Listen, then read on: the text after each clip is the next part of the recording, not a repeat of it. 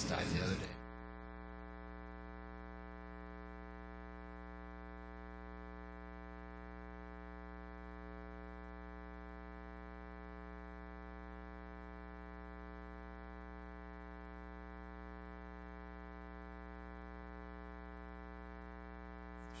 Please will join us.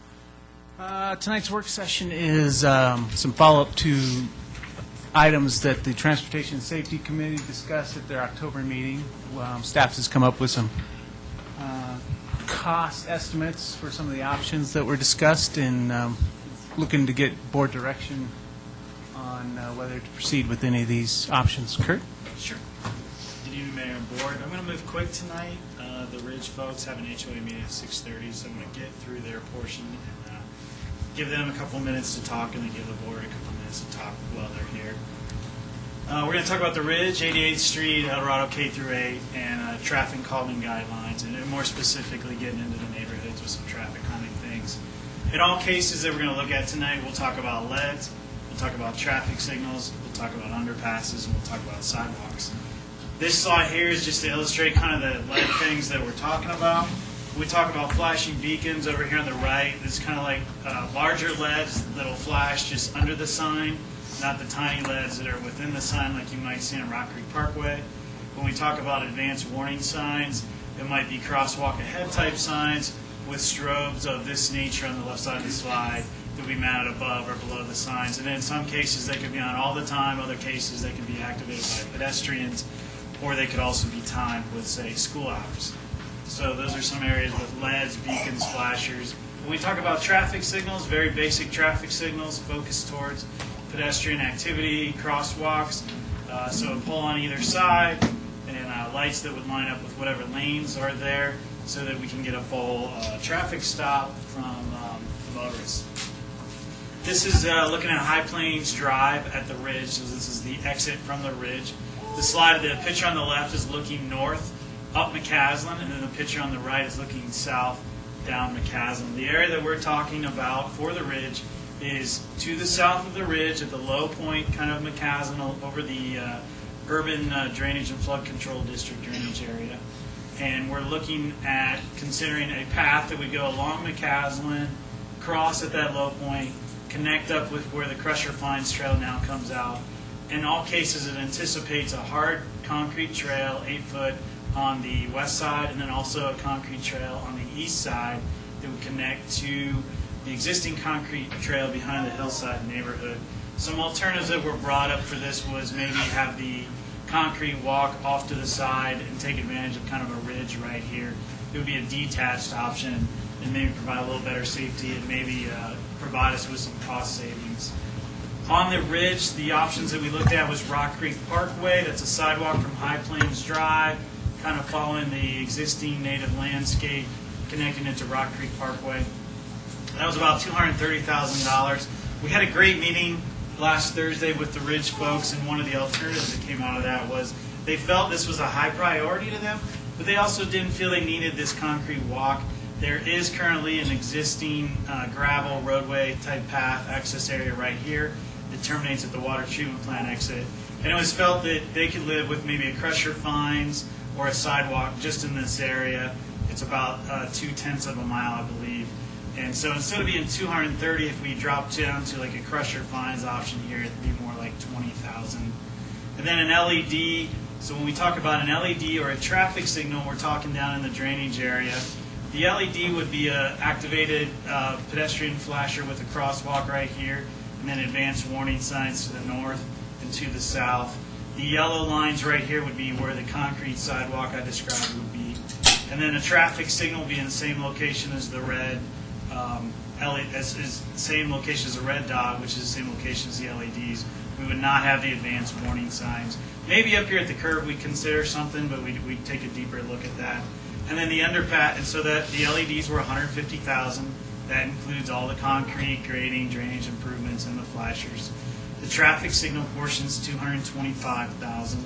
So same thing, you just upgrade to the signal that we looked at. And then an underpass option, which would be roughly located here where the blue line is. And again, this option includes having concrete come up to it and exit it. That's about $1.2 million. So in a nutshell, that's what we've looked at for the Ridge. I wanted to take 5 minutes. I want to introduce the Ridge HOA President, Johnny Dario. He's got a couple minutes that he'd like to speak on behalf of the Ridge, and then we'll turn this over to the board for 10 minutes or so. Thank you, Kurt. Thank you, Mr. Mayor, trustees. I appreciate the opportunity to present. I'm Johnny Dario, President of the Homeowners Association. I live at 1585 Rock Creek Circle for the last 3 years, and I've lived in Rock Creek at 1249 Snyder Way for 13 years prior to that. We have other members of our board of directors here tonight, Kim, Reese, Vincent, and Liz, all supporting this effort. Of course, we have members of the community here. Have everyone from the Ridge raise their hands. Who's from the Ridge? We have a signed petition of 81 signatures supporting this proposal before you. So I'm here to present this important pedestrian safety issue. And I have a handout that I hope will be helpful. You talk on it.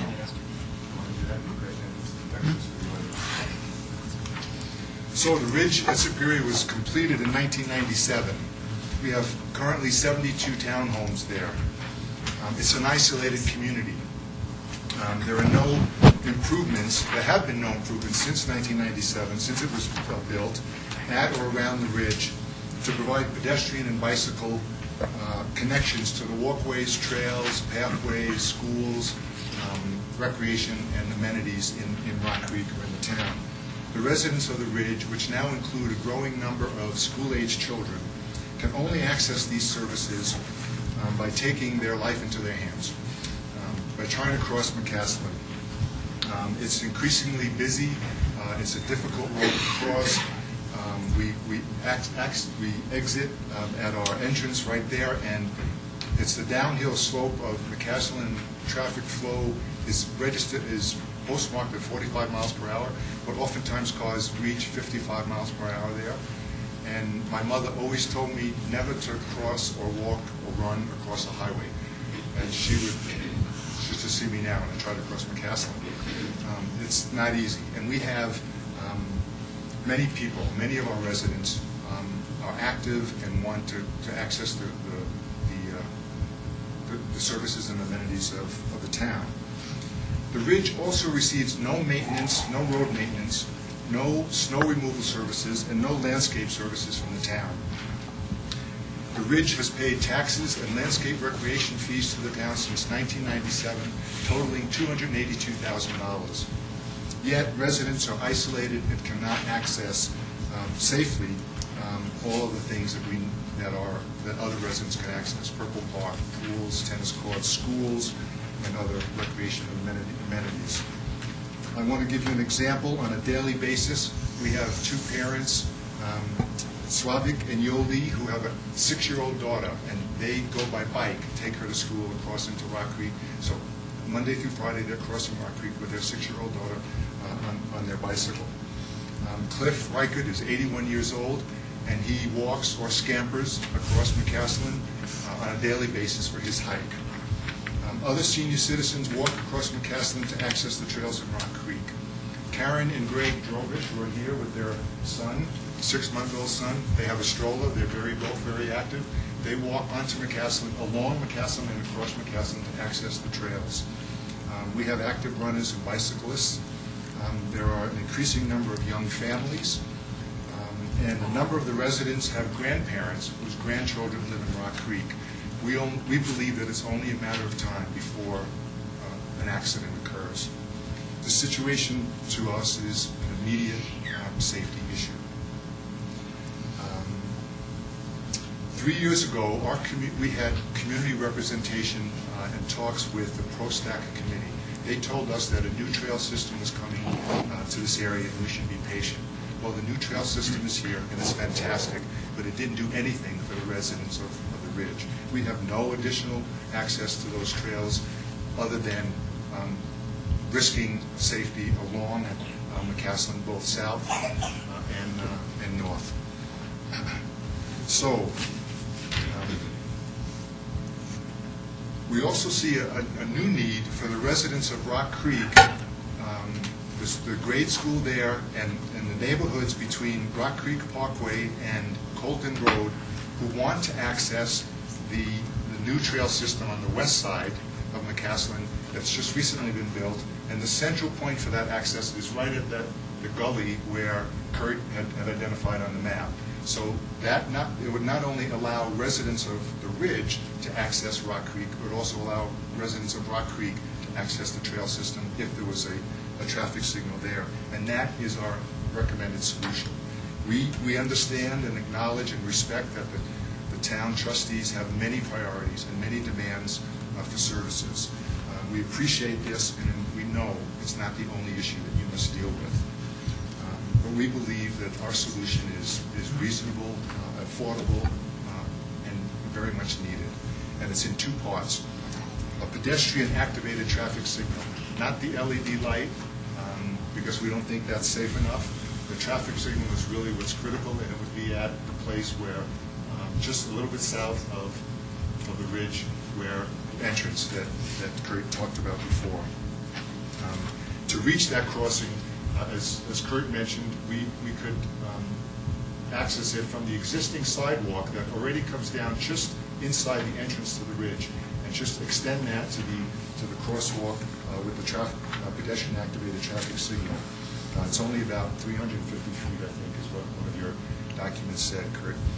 And then the second part of this is the pedestrian path or walk connecting the Ridge, as Kurt had mentioned, on the north side. This is the main entrance to the sewer treatment facility, and there's a pathway, a trail here on the north side of the Ridge that accesses McCaslin. Many people use this trail already to walk along this side of McCaslin to access these trails into Old Town and behind the reservoir, as well as to cross at that intersection where there's a traffic light at Rock Creek Parkway to access Purple Park and all the facilities and trails here. This is risky because it's not safe along there and the cars are speeding. So we're saying the second part of the solution to this is in just a crusher-fine pathway for that 0.2 of a mile to the intersection of Rock Creek. Ideally, safe pedestrian and bicycle access to the schools, trails, and communities in Rock Creek should occur with an underpass. That's the ideal solution.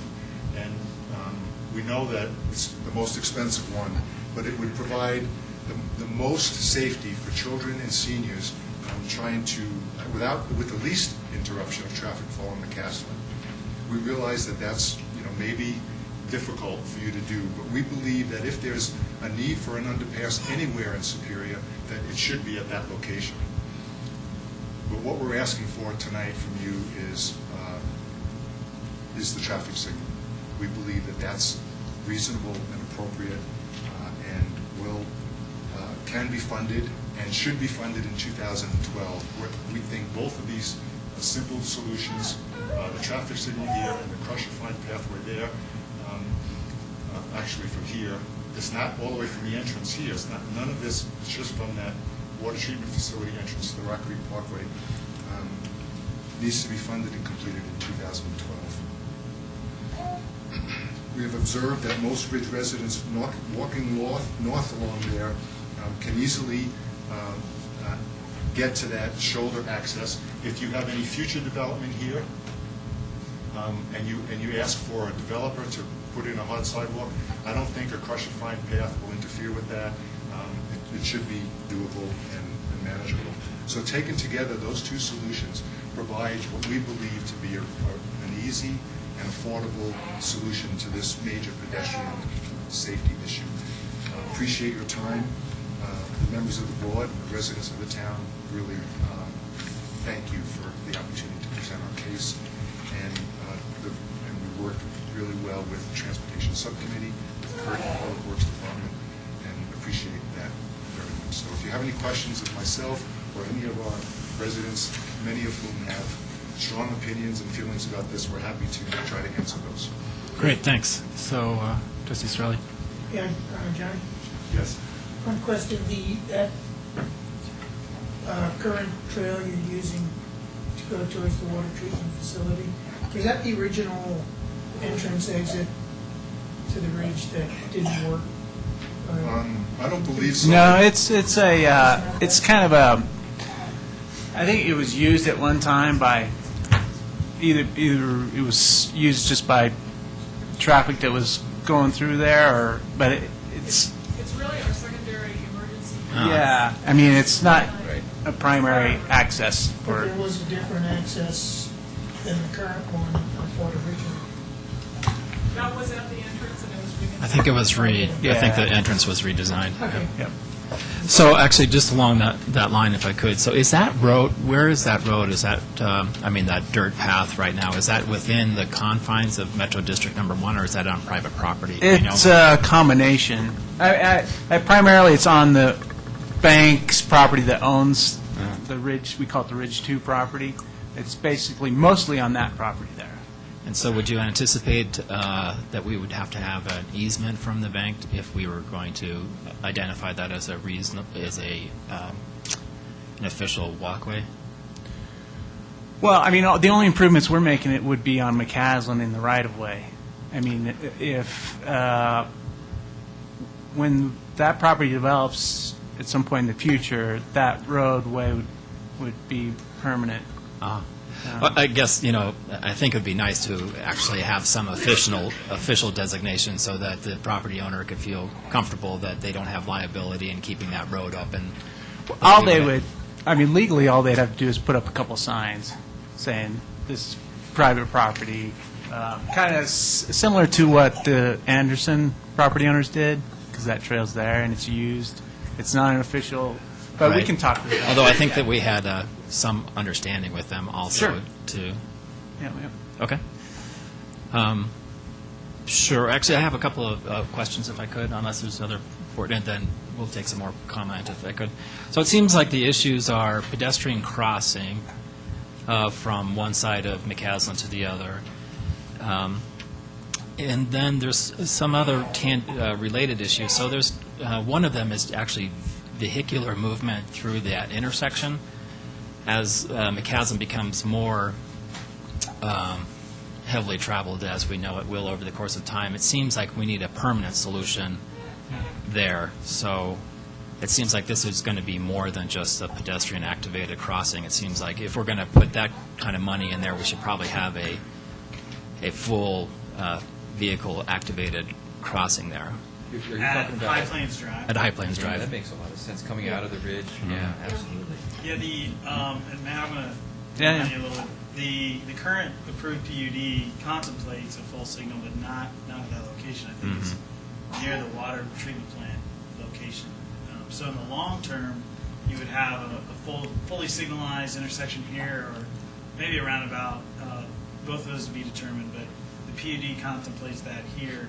And there is still enough distance to provide a decent amount of access to the south into the middle of the Rock Creek network. My only thinking about that is that the bank or the doctor's organization or whoever's been planning some sort of development there for as long as I've been here, going on 14 years, and I'm not seeing anything happening in it anytime in the near future. So I wonder if we should. I mean, we could review that configuration again and determine if that's the best use, and we could certainly put an intersection or roundabout there. Okay. No, go ahead, finish yours. And then and then traffic calming. So I mean, putting a light there would help with traffic calming. Maybe putting the roundabout would be another thing that we should potentially look at.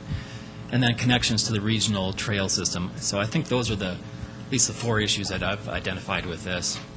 And so with the connection to the regional trail system, one, the crusher fines would help with the key bank. But going the other direction, what would be I guess we could cross over and then cross back. But there's actually a road there that has a gate across it, which I think is controlled by Boulder County, maybe, or the Yes. city of Boulder. I don't remember who Yes, does it. that's correct. So it seems like if we could have that as official, unless there's some problem, to have some pedestrian access through that gate would make sense as a way to get to the regional trail system. We've talked about that. That's come up in a board meeting before, and we were told that it's not Yeah, doable. Boulder County, I mean, we could definitely ask Boulder County, but they like to limit their connection points to their trail system. And, I mean, we can definitely ask them. Yeah, why don't we About do that that? Because I connection, can't but- see how that would really cause any particular problem for their. Otherwise people are just going to jump the gate, right? So it's. Yeah, so what's the Yeah. point? I don't think they're really doing anything. So. There's a number of people in Rock Creek that do the same thing, cross over McCaslin to get to that trail and just hop the fence. So I think there's a lot of support behind that, having We access actually there. have a number of signatures on our petition that are actually from across the street because they want that access. Yeah, I mean, Yeah. it seems like a logical one. I don't think it would cause any particular harm to the trail system, so I think that would be a good discussion to have with Boulder County. We will have that discussion with them. Okay? All right. Trustee Gregos? Could you go back to the last slide where, that shows McCaslin? What's the visibility? Let's say you put the pedestrian activated signal coming from the north to the south, coming basically from 128 to around that curve. What's the visibility? Right. I think this location is not ideal in any sense, but the best visibility from both distances. Is it? Okay. Okay. Thank you. So I said that we'd have some more public comment, and I know that somebody had some interest in that. So if you wouldn't mind at the mic, just for people who are watching. My name's Tom Schott. I live at 1675 Rockview Circle in the Ridge. About 4:45 tonight, I did a little survey of my own and took some petition forms down below us just to see if there was interest. There's clearly interest in the Ridge. I went to 14 houses and got 15 houses and got 14 signatures in about 45 minutes. And their feeling is you're spending, the Boulder County spending a lot of money developing the trail system, but the kids have no way to get across McCaslin to utilize it. And so here are their signatures. And Why don't you give them to Phyllis? Just we've got them all there, but these are clearly from the other side of McCaslin. great. Thanks. Those can I hand you these Yeah, yeah. signatures? Yeah. So Mhm. it's a total of 81 Yeah. signatures. And I know there's some more public comments, so if you wouldn't mind just at the mic, yeah.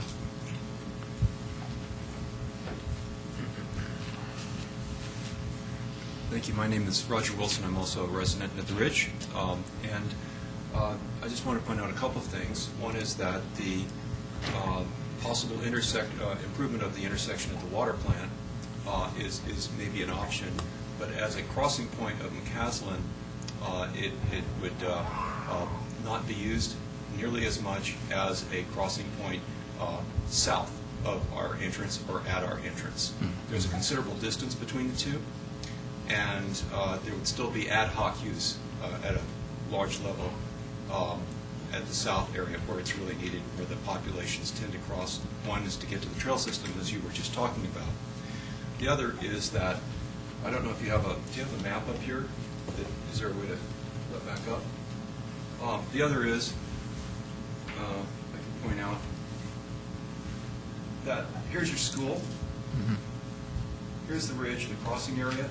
The most direct line between them is along the Crusher Fines path here that crosses at this point. So if you're going to get to this school, it's much longer to go out of your way to get up to here or up to here and get back around than it is to drop. And our entrance is right at this point, and that's the most direct way across to the school.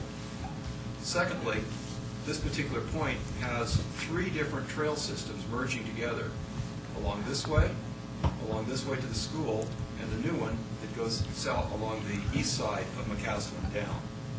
So this is the sweet spot where all those 3 points go together and gives us the shortest distance to where we drop to our normal entrance out of the bridge.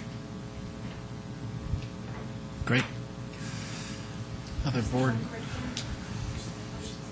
The Yeah. other thing I wanted to point out is our urgency, and I know that Johnny did a really good job of saying that, but. Would you I'm mind really- just the name? I'm sorry. Oh, my name is Karen Drobish, Yeah, and thank you. I live at Rockview Circle, but for me, we really need a solution, this spring, as soon as possible. People are crossing, as we were driving up here tonight, there's people crossing, so I just really wanted to highlight our urgency on this. So. Great, thanks.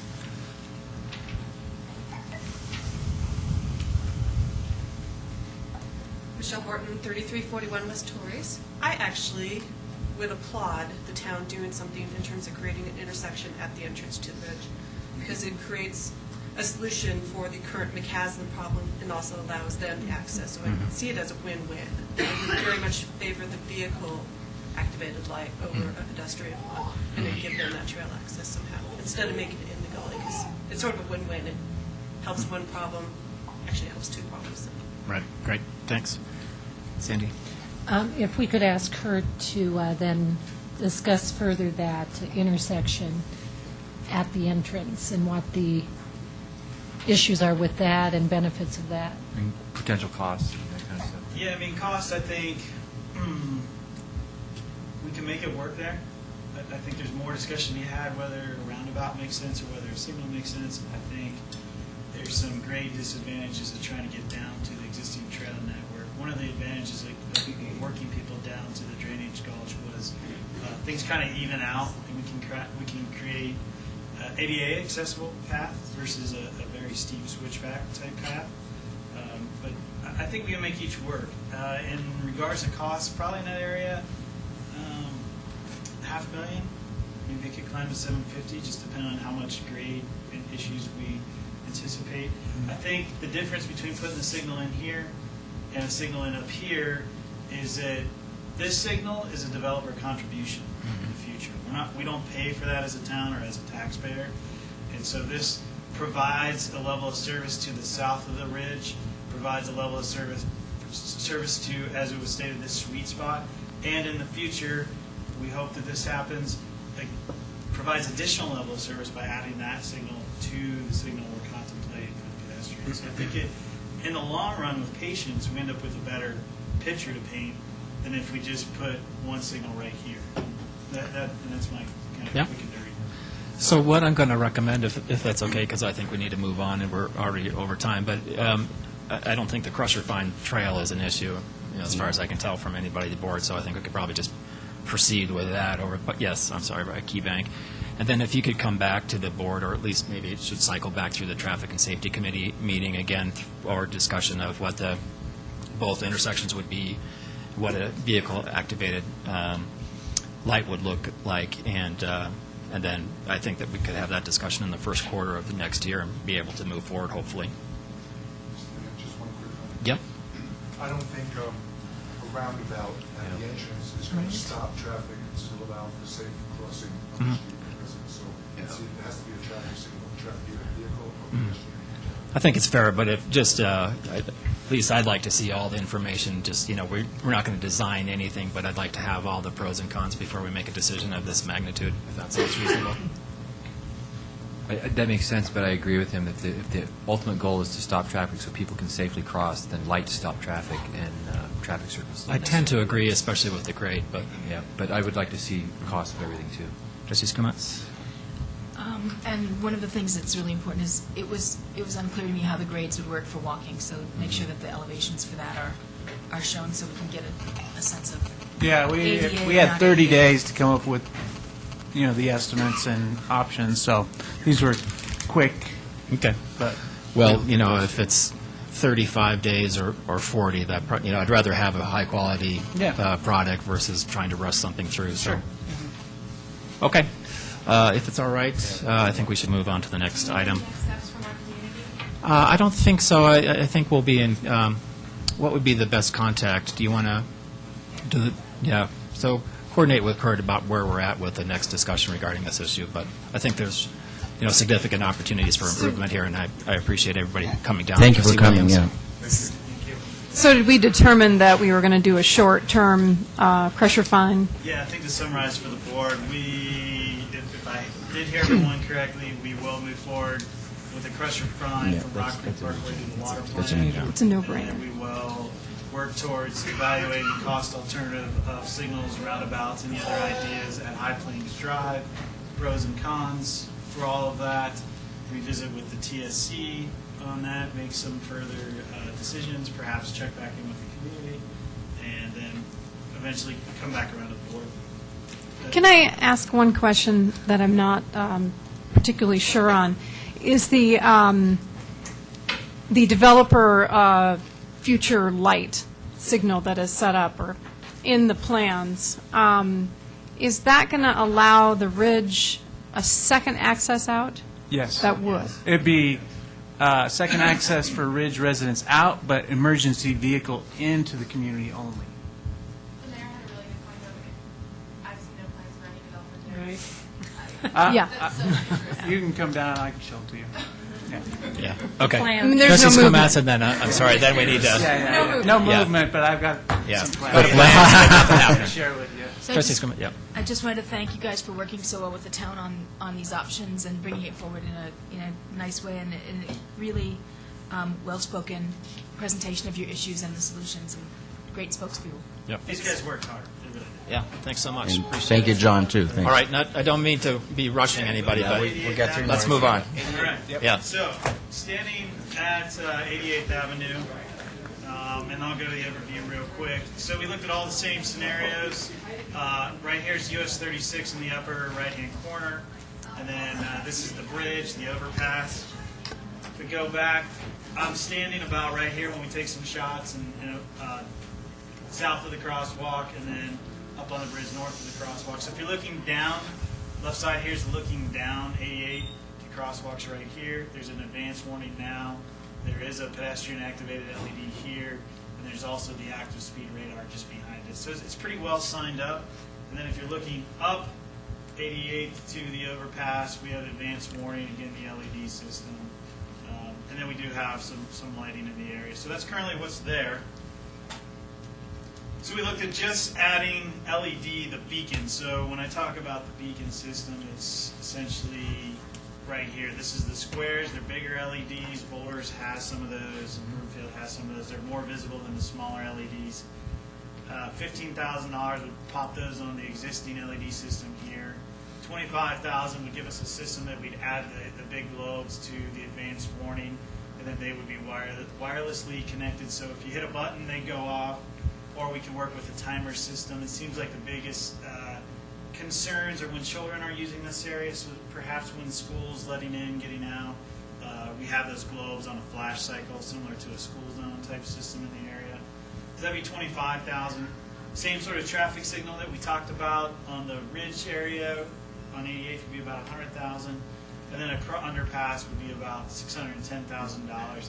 Significantly cheaper than the Ridge because we already have grade to work with there. We're essentially opening up asphalt, dropping in a box culvert, filling it back up. Then also what's been contemplated is a sidewalk from actually from right here up to the crosswalk on the east side of 88th. When we look at this situation, this could be a future developer contribution. A couple decisions to be made if you do a sidewalk in that area. Is do you do a sidewalk up to the existing asphalt, which would give you 2 lanes in either direction, but not the ultimate cross-section we envision with bike lanes. So we looked at just using what we have, adding sidewalk, curb, and gutter attached, I think 6.5 feet wide. And we also looked at having that same cross-section, but adding some asphalt so we have the bike lanes on either side. So without bike lanes, summarize $110,000, and with the bike lanes, $260,000. So that's short and dirty on the 88th. And I'll open that up. I don't know if Sean Garrett's Yeah. here. Yeah, You have a minute or two. You want to make any comments? Or sure. Come on up. In the meantime, can I ask Sean something? Sean, why You, don't you, you sent us an email about the perhaps the low-cost immediate improvements of Right, so actually that one doesn't show up here. I'm Yeah. not sure what's. Well, you'd send it to the board, so, Yeah. I mean, that's something staff, I mean, we would prefer to do one of these options. And I'm just kind of pointing out, I don't know if anybody can see that, but this is your logo. I think that's a great idea, but I don't know how much this costs to do this. It's probably not. I think it's relatively cheap. The solution, Yeah. and we went out there and looked at it. So we, Because this would catch my attention. If I'm driving and I see this in the middle of the road, I'm going to I slow might hit down it. no matter what. yeah, so I went out there with our field supervisor. We looked at trying to. Essentially, those are things that are targeted at school district type areas where you're going to carry it out, set it down in the road, and then pick it up. So they're not permanent? They're not permanent. To put something in the middle permanent, we'd have to do some restriping to kind of create the width to get a sign Right. in there that someone would hit it. If we put it off to the sides, it's essentially going to sit where the existing signs are. If we did the restriping, which we thought maybe we could do, we started to look at it, we would start to angle cars towards where the children are on the corner, and they're coming on a downhill grade, and in an icy situation, They can you go on can the create a sidewalk. car sliding into children. So I see. we went out there, spent a lot of time trying to make that happen. It just doesn't, it's not going to work. Okay. Well, thanks for the explanation, because Sure. initially it looked like a great idea, so it's... We thought it could be. We thought it could. Kurt, is it the age group mostly high school students that are making that trek? I think. In middle school, middle too. school. Middle school and high school. I know there's a middle school there, but are the middle schoolers actually, I guess they are. Yeah, they ride their bikes. Sixth Yeah, or yeah. eighth grade, I guess The so. answer, factual answer, I don't know exactly. We haven't done a pedestrian count to categorize that, and I haven't been out there at that time to observe it. Chris, they're definitely- middle school and high school, it's both. They ride their bikes or walk. Yeah, and a lot of people who live in that community there actually send their kids to Monarch K through 8 instead of El Dorado K through 8 because it's Closer. easier, Closer. closer for them to walk and be self-sufficient. And there's no bus going to El Dorado anyway from there. So we got off on Yeah, sorry, and name if you wouldn't mind terribly, sorry. No problem. So Sean Geary, and I've been kind of championing getting, establishing a safe route for kids to get from Superior to Monarch K through 8 predominantly. I can tell you, I bike that road every day. The high schoolers, they drive, as evidenced by the backup of cars up and over that bridge. What I'm trying to do is get the kids far enough driving age, encouraging them to bike and scooter and ride. I started this prior to the start of the school year, and I've been working with several kids, came up with a number of routes we've explored, found some deficiencies, and have been working with Matt and Kurt to try to address those. Actually, I can tell you, give you a little bit more perspective, been working with the City of Louisville and Boulder Valley School District to hit some issues on the other side of the bridge, and had some good successes there. So to the point of the sign in the middle, I think Elia just mentioned, that seemed like the lowest barrier, most cost-effective solution. Obviously, there's some constraints that you guys have to work with.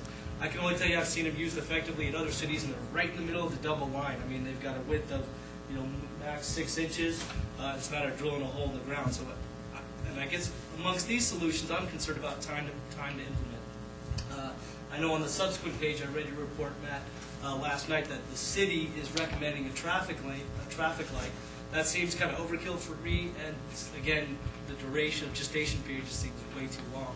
So I guess amongst these solutions, I advocate certainly improvement to the LED lights on the existing. You're right, Kurt, they are there, but they're absolutely useless, as I pointed out to the safety committee last month when I presented. They're not visible for more than 6 feet away. So as a first step, the activated LEDs need to be improved. And then I think your solution or recommendation to add additional lights to the warning signs, the yellow dots is a good one. And then ultimately, I think from my perspective, for the standpoint of safely separating cars and bikes, I like the sidewalk idea, frankly, because again, it's just a physical barrier between the two different modes of traffic. Great, thanks. Board comments? Yeah. I just had a question. How far east do we have control of the speed limit? East? Yeah, I think it's east. Towards Monarch. No, north? North, north, okay. We The other essentially, east. this is CDOT no man's zone. We kind of stop right here. 'Cause We can work with Louisville on some I things. I'm very familiar with this road, this intersection. And anything with a flasher really needs to have traffic slowing down long before the flasher's going off. And so if we could get the speed limits on between Monarch and gear down to 25 miles an hour or something like that, I feel a whole lot safer about flashers there. Flashers scare me, even if they're really bright. And for two reasons, people rely on, push the button and go, and it's not safe to do that. And secondly, if I'm trying to remember the incline there, but if it's icy and you get a flasher that makes you have to hit your brakes, you've got a real car issue too if you're going too fast. And 35 is too fast for hitting your brakes suddenly. So you're talking about creating a school zone, basically. Yeah. Yeah. I'd like to add that, if we work with feet with flashers, I'd like to add that, because frankly, 88th, people don't like stopping for the crosswalks. They don't like avoiding the bikes. They don't like stopping for runners and walkers. They don't like that at all. The only thing that slows them down is the roundabout when we finally get there. And some of them are getting pretty used to that and not slowing down. Yeah, I've kind of become numb to standing in the middle of a road with traffic, and so I go to a lot of these spots, and sometimes I gotta put myself in the perspective of the user and say, okay, I can see how this isn't safe. But I felt unsafe in this spot. I agree with what you're saying. The drivers are not considerate here at all. Yeah, and so working with the speed limit would be something, if we could do, I'd like to see added to this, making it even a lower speed limit. Okay. Deborah? I totally agree with you. And I feel the advanced LED flashers is technically a great idea, provided that there's enough warning on both sides to prevent, something catastrophic. When you're in Boulder, there's no warning. It's right then and they're out. Yeah. And you're like either about to hit somebody or you're slamming on the brakes and everyone in the car has got whiplash. So I do want to see how that system would work and how far out we're talking about on each side, how much warning we're talking about, and what that visually looks like to the driver. And the other thing is, I frequently ride my bike on 88th to get to Louisville, and biking there is pretty scary, in my opinion. I'm pretty adept with riding my bike. I used to ride in downtown Chicago all the time, and it's not that bad. Although I am literally making sure that no one's going to hit me on the side. So I would like to see a sidewalk there with bike lanes or something that separates the biker from the cars. Are you using your Chicago sign language? And yeah, that's like I'm on your right, on your left. That's not the language. That's the language That was very polite, and yes. Chicago. I'm being nice. I'm definitely being nice there. Other comments? Okay, so I think I'm hearing a theme of it. Look into it and expand it, advance more than what we're proposing. That's okay. Yeah, with school zone. So I just had one question. Would a elevated crosswalk make any sense in that location, like we would over by Purple Park? Oh, Or by Superior Elementary? The struggle with that, and we've also, stop signs was thrown out there. This is an area where we kind of get into a no man's land, and people aren't expecting any of these things. And it's not, we want to work within the means of where people are going to expect it. And I think we could put something in, but I think we catch some people by surprise. So, go ahead. What about what we have on Pitkin? Mike, please. Oh, I'm sorry. What about what we have on Pitkin, which is kind of an elevated crosswalk? There's kind of a little median in between by Purple Park, kind of? Yeah, I think that's the same. Is that the one you were talking about? Yeah. Yeah. Well, how expensive was that? Do you guys remember? Oh, boy, don't know. That was actually with the Metro Districts. And I've ridden that, and it is unexpected. You're riding on a collector street, and all of a sudden, there's a bump there. And this is an arterial. Significant one. Yeah, but it's different than Pitkin, right? So we want to Exactly. mix and match neighborhood collector toolbox things with arterial. Yes, okay, fair enough.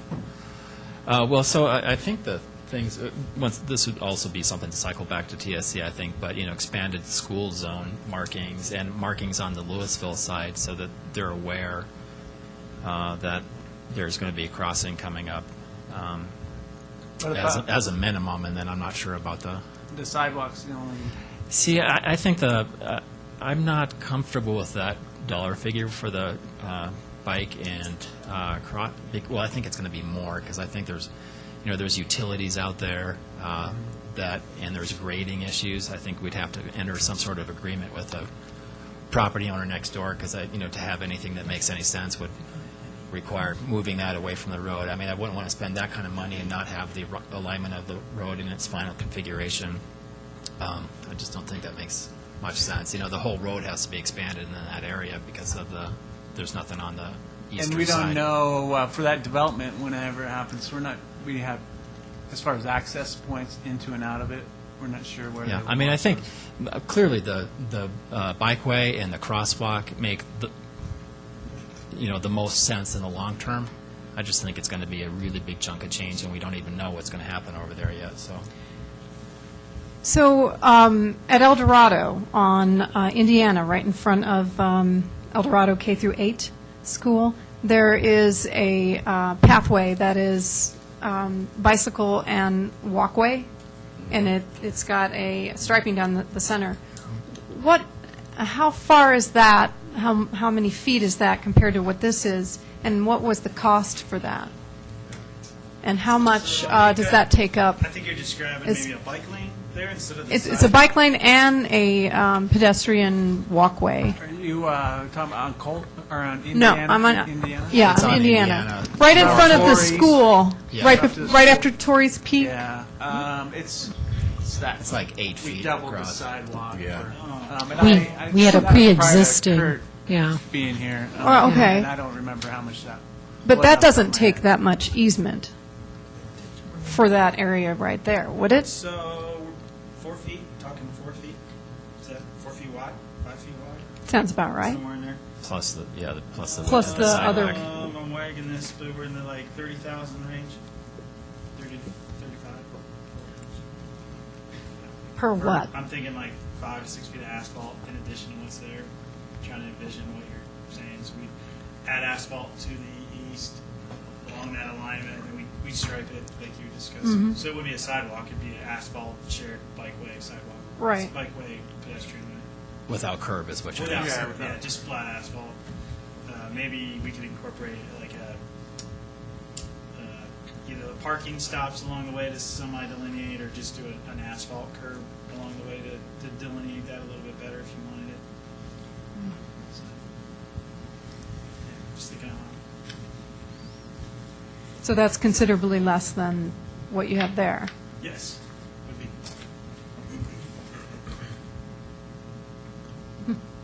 Is this Something to something think that we about. want to try and implement by next spring also, or something sooner?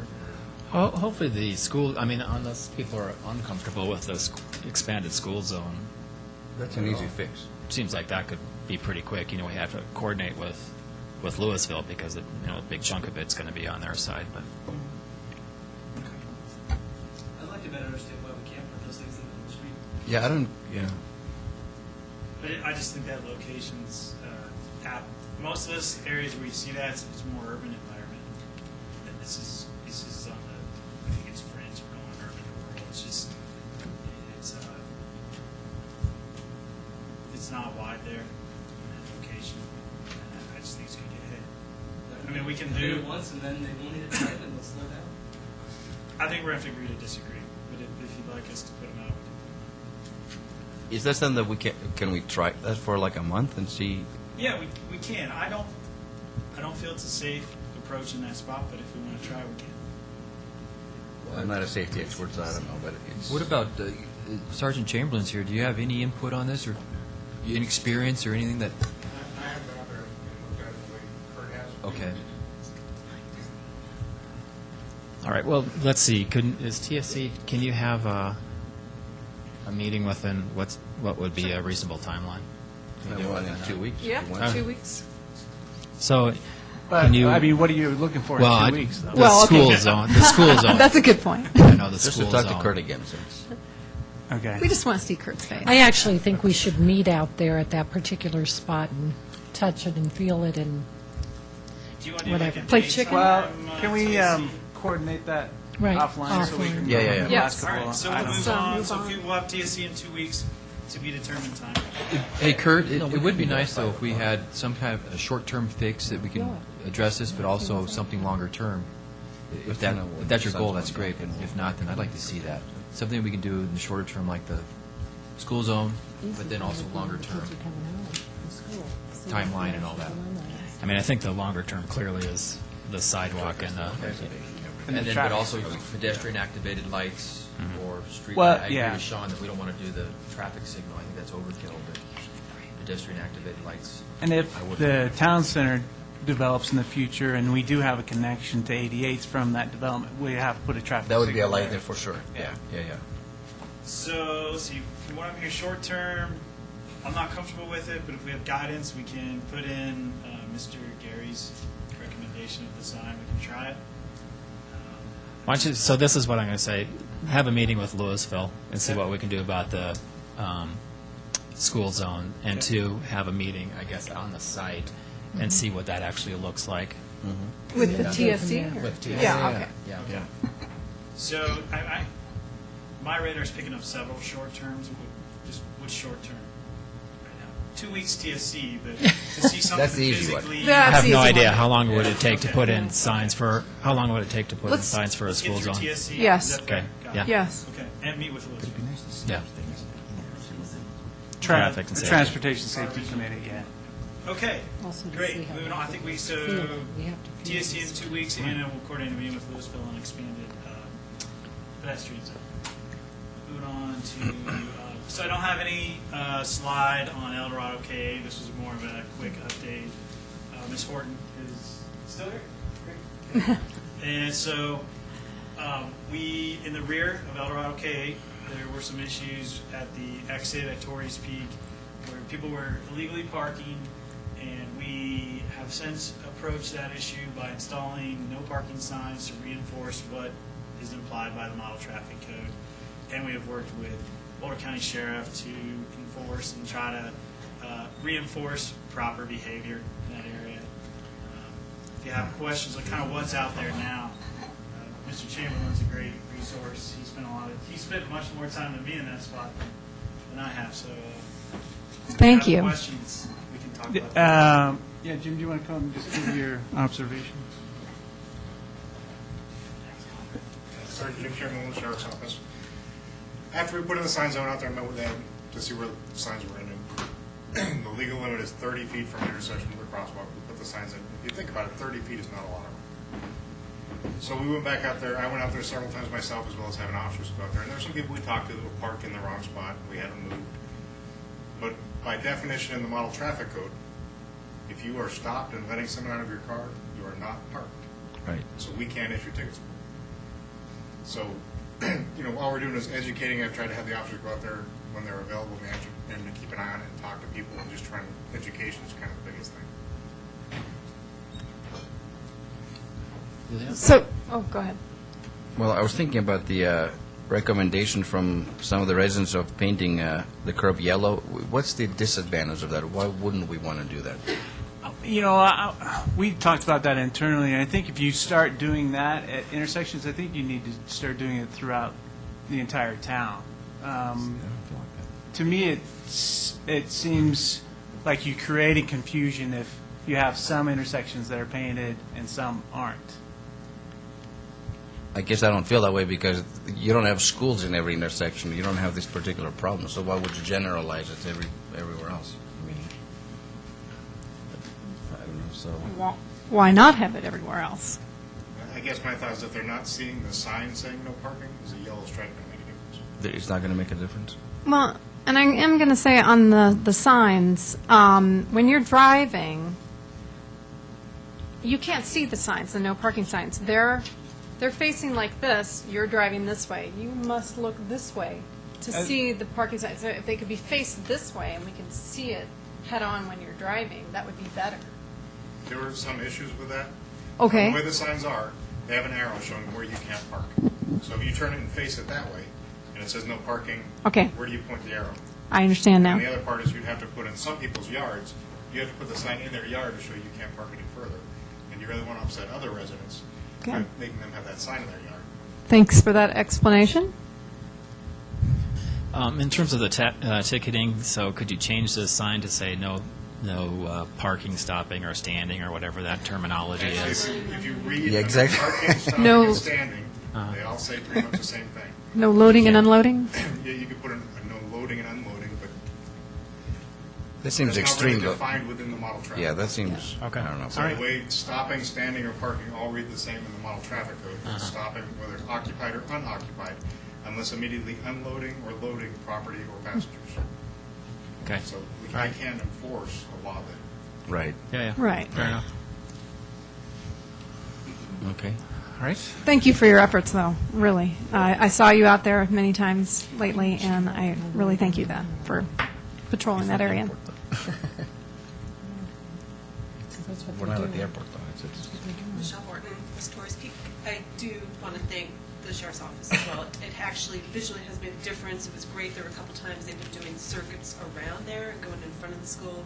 And I've heard from the crossing guards that that has helped a lot as well. So I think that'd be great, you know, at their convenience when they can't do that intermittently. It sort of is a win-win for everybody. I do understand what he was talking about in regards, Sergeant Chamberlain was talking about in regards to the painting of the sidewalks, that maybe visually he wouldn't think it would make a difference, but the fact is, I have pictures, unfortunately they got left at my husband's work. People still just park in front of the signs, they don't care, but I've even asked people, so why did you park there? They're like, oh, I didn't even see the sign. So visually, the curb would just make you, you know, they would just clue in a little bit. And that's really, I would just request that you paint the curves. It's just, I thought that was what was going to happen. I didn't think signs were going to go in. The signs went in, but they just, nobody notices them. One is actually behind a crosswalk sign, so you don't even see it at all when you're approaching. So I just would love to see it. I think it would just help, and everybody would get the clue. Part of it is education, though, and people getting used to the fact that there are signs. That they've been used to doing things a certain way all these years, so it takes a while to adjust your habits. Yeah, You know. it's hard because I can't say anything. I said something to somebody recently about pulling U-turn in the middle of the road, and they said they can pull U-turn wherever they want to. It didn't matter that a kid was crossing and they almost hit him. So Yeah, there is a lot of personal responsibility issues, Right. you know. Yeah. You know, you see it doing, I think, for those of us who've done crossing guard, you know, people that will, you know, you're standing in the middle of a crosswalk with a big yellow jacket and a stop sign, and they go through it anyway, so Yeah. it's a So I tough think problem. it's just, I mean, I don't know what the cost is, but for me, it would just add that one more layer. That would be pretty easy and just a good safety thing. It just makes people think about it a little bit more. So it sounds like TSC might be, maybe you could take some pictures of what that would look like, and, I mean, I don't think, in generally, I'm not in favor of the paint, but, you know, it's, if you put it in one spot, you could try it, see if it works. If it doesn't work, you can sandblast Doesn't it hurt off. anything, yeah.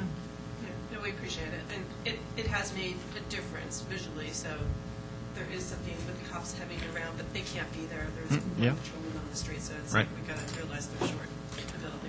I would also request us moving that sign, if it's totally ineffective, behind a crosswalk sign. Can we find another place to put Well, it the that hard it thing is, I might? think it's because of it's the 30 feet or whatever away from the intersection, Right. and there Well, happens it's- to be a crosswalk sign there too. Let's cheat a bit. You Yeah. know, does it matter if we're a foot this way or a foot that way? I personally would not use that. Can't we? I don't think they'll say, I mean, oh, it's the 29 law. This is off the I don't record. think there's any fudge factor with the law. But we can No. look at maybe Put it on crosswalk. the Yeah, side move the that, crosswalk thing. yeah, great. And Or just- put it on the side that benefits the driver, Yeah. not disadvantages the driver. Strike that from the record. Okay, so we'll do legal things then, right? Okay. And I just did want to say too, I have talked to the school administration and requested that they put, you know, repeated reminders in the school newsletter. Unfortunately, they're a bit hesitant to put anything specifically relating about you cannot park there because it's not school property, but they are reminding people of where the drop-off and pickup zones are. Great. All right, thank you, All right, Michelle. thanks. We got. 1 minute left, and we have we do have a resident. So we'll put a kibosh on the Yeah. toolkit. Big boss, got it. Yeah, because I don't I think we'll agree. get through The it. traffic calming? Yeah. Yeah. Well, And we could bring it back to the Transportation and Yes. Safety Committee, because I that's mean, where it's we should a know. policy that was adopted by the board, and we just reaffirm. That's a good. It's a good Document. process to use, I think. Yes. So, but we still need to set up a meeting with Rochelle Rittmaster. I think Kurt was going to do that, but so. That's, And, Okay, quick comment, then we'll take a little break and then start the board meeting. Rochelle Rittmaster, 12-year resident of Sagamore. So I heard your comment regarding painting of curves, but I have no idea what else could actually be reasonably done in the very, very tight spaces that we have in Sagamore. Putting signs up would be absolutely absurd. We don't have any yard space as it is, and so that would impinge on that, and we have to come up with some sort of solution. Sagamore and its parking issues have been low-hanging fruit for over 10 years, and I'm kind of not happy about having many possible head-on collisions that I've been almost hit many times, and so we have unsafe parking, we have an unsafe design of the roads, we have extremely high-dense high density of homes. We are at double the density of the least lot size for medium density, okay? That's how dense we are. We are high density, and we need help on managing the situation in Sagamore, and it has been as simple as cans of paint and signage that says, where it's yellow, don't park. And then also adhering to then the basic other codes around, parking near intersections, which again, because of extremely tight spaces, almost all the, minimum footage rules get thrown out, and that's okay, but it still can't be left to be unsafe. Okay, so we're going to have to, we'll have to, yep. Thank you. So we'll take a 1-minute break, and then we'll start the board meeting.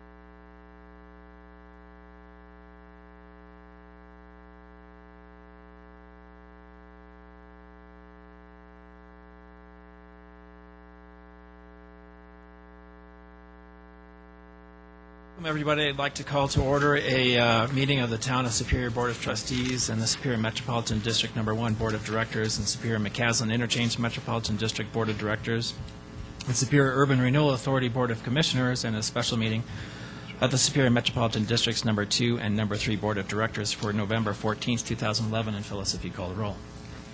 Mayor Andrew Muckle. Here. Mayor Pro Tem Elia Gregoris. I'm present. Trustees Joe Sorelli. Here. Chris Hansen. Here. Sandy Pennington. Here. Lisa Skumas. Here. Deborah Williams. Here. Town Manager Matt Magley. Here. Attorney Jeff Parker. I'm here. Town Clerk Phyllis Martin here. Great, thanks. That brings us to item number 3, approval of the agenda. Are there any changes to tonight's agenda? Excuse me. Seeing none, I'll entertain a motion by Trustee Skumatz. Second by Trustee Gregoris to approve the agenda. Goodness gracious, all in favor? Unanimous, thank you. I'll get it in a second. That brings us to item number 4, reports, questions, and issues. Anybody want to start? Trustee Williams? So I went to a appreciation service, a 20-year appreciation service for Mayor Chuck Sisk in Louisville, and it was great to see a lot of our counterparts, and it was a great spirit of the night, and hoping that we can have many years to come of collaboration with the town or the city of Louisville with the town of Superior. Also, I went to Rock Creek HOA annual meeting, and that was a good meeting, and they made a lot of efforts to bring in a quorum, which they did. However, there was a vote that was a tie vote, and now they're going to have a second meeting anyway. So it's kind of a fun meeting, though, I thought. And then I had two things. I wanted to find out what we've learned from Lone Tree on the RTD district elimination. We learned that we had our information wrong. Oh. Because they are not pursuing that. They are pursuing getting out of a recreation district, not the RTD district. So they didn't have any information for us. Okay. And so we don't know anyone else in the state of Colorado that is looking to do that No. or has done any research on that? Nope. Well, I don't. I don't know if you're for this. Okay. Okay. It would be it's very rare. And I realize most of it is illegal. We would have to go and spend legal services to Right. just even look at anything. Correct. Is there anything that we can do just for research sake that doesn't spend any money or does very little? I don't know how to answer that. I don't either. If I knew, I would be telling you. I mean, we could do some staff research, not using the town attorney's office, and see what we come up with, see if there's anything out there, and then You know, report back to obviously, the board. we're not in a hurry. Right. And, you know, if you can look into it, that would be great. And if there's any kind of information, it'd be better than not knowing. Okay. And then the other issue,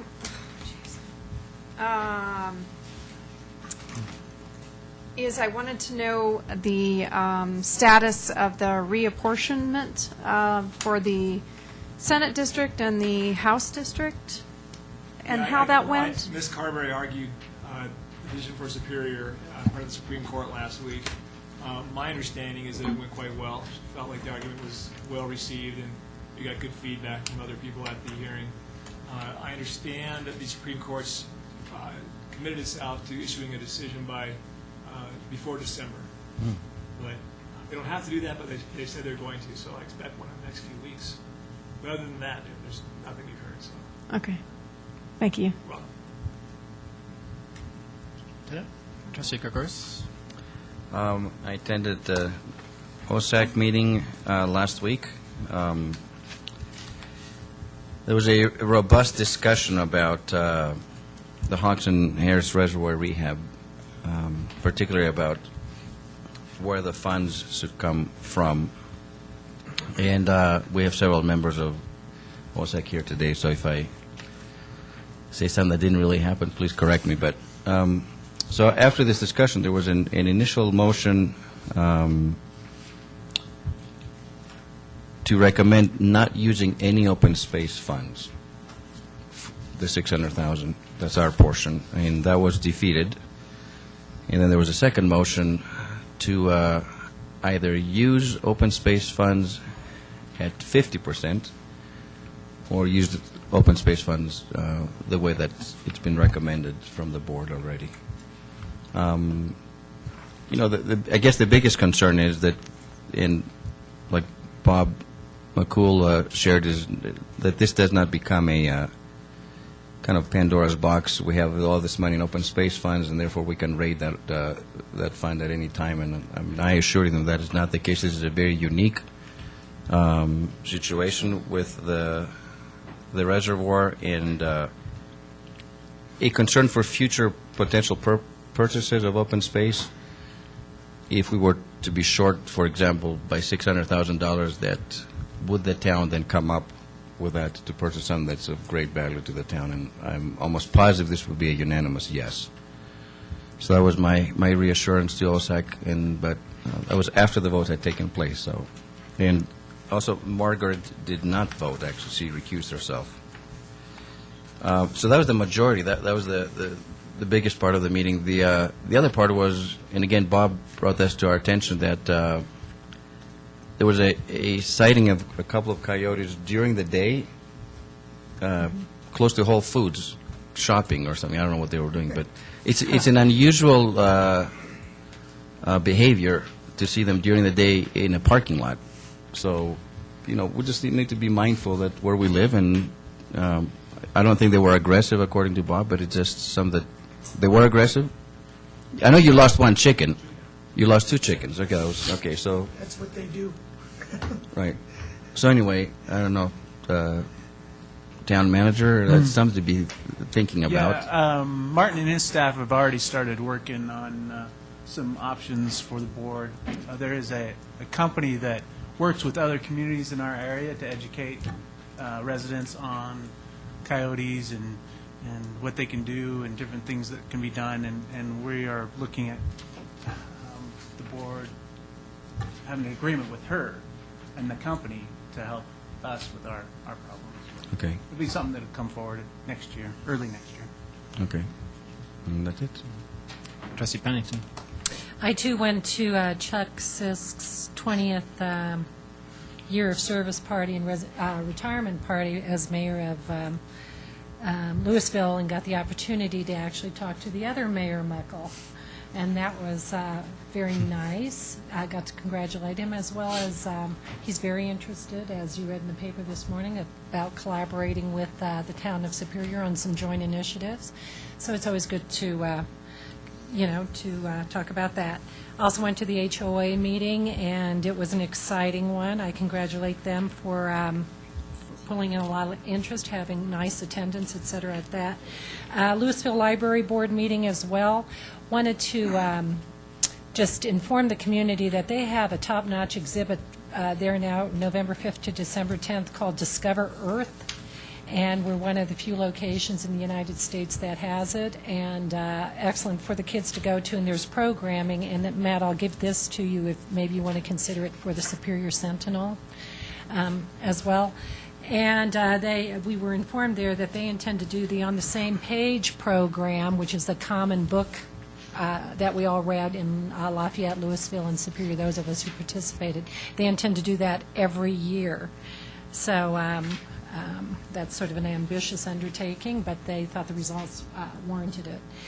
Can I ask you a question? So this is, what, it was Discover Earth, is that what you said it was called? It's a school-aged type of presentation? Right. Maybe if you could have somebody from the library send that to the schools, I'm Yeah, sure they'd they have a whole appreciate it. program of involving all the schools. Right. It's sponsored by the Space Science Institute, and apparently it's quite spectacular. We're going to get an opportunity to see it end of this week, the members of that board. And then just wanted to remind everybody, Jeannie Nicholson is still coming here tomorrow at 7 p.m. Is that right, Matt? So Senator Nicholson is here, and I've attended those in the past, find them very productive, opportunity to just sit down one-on-one with our senator. So would urge people to attend, that's all. Thanks, Trustee Hansen.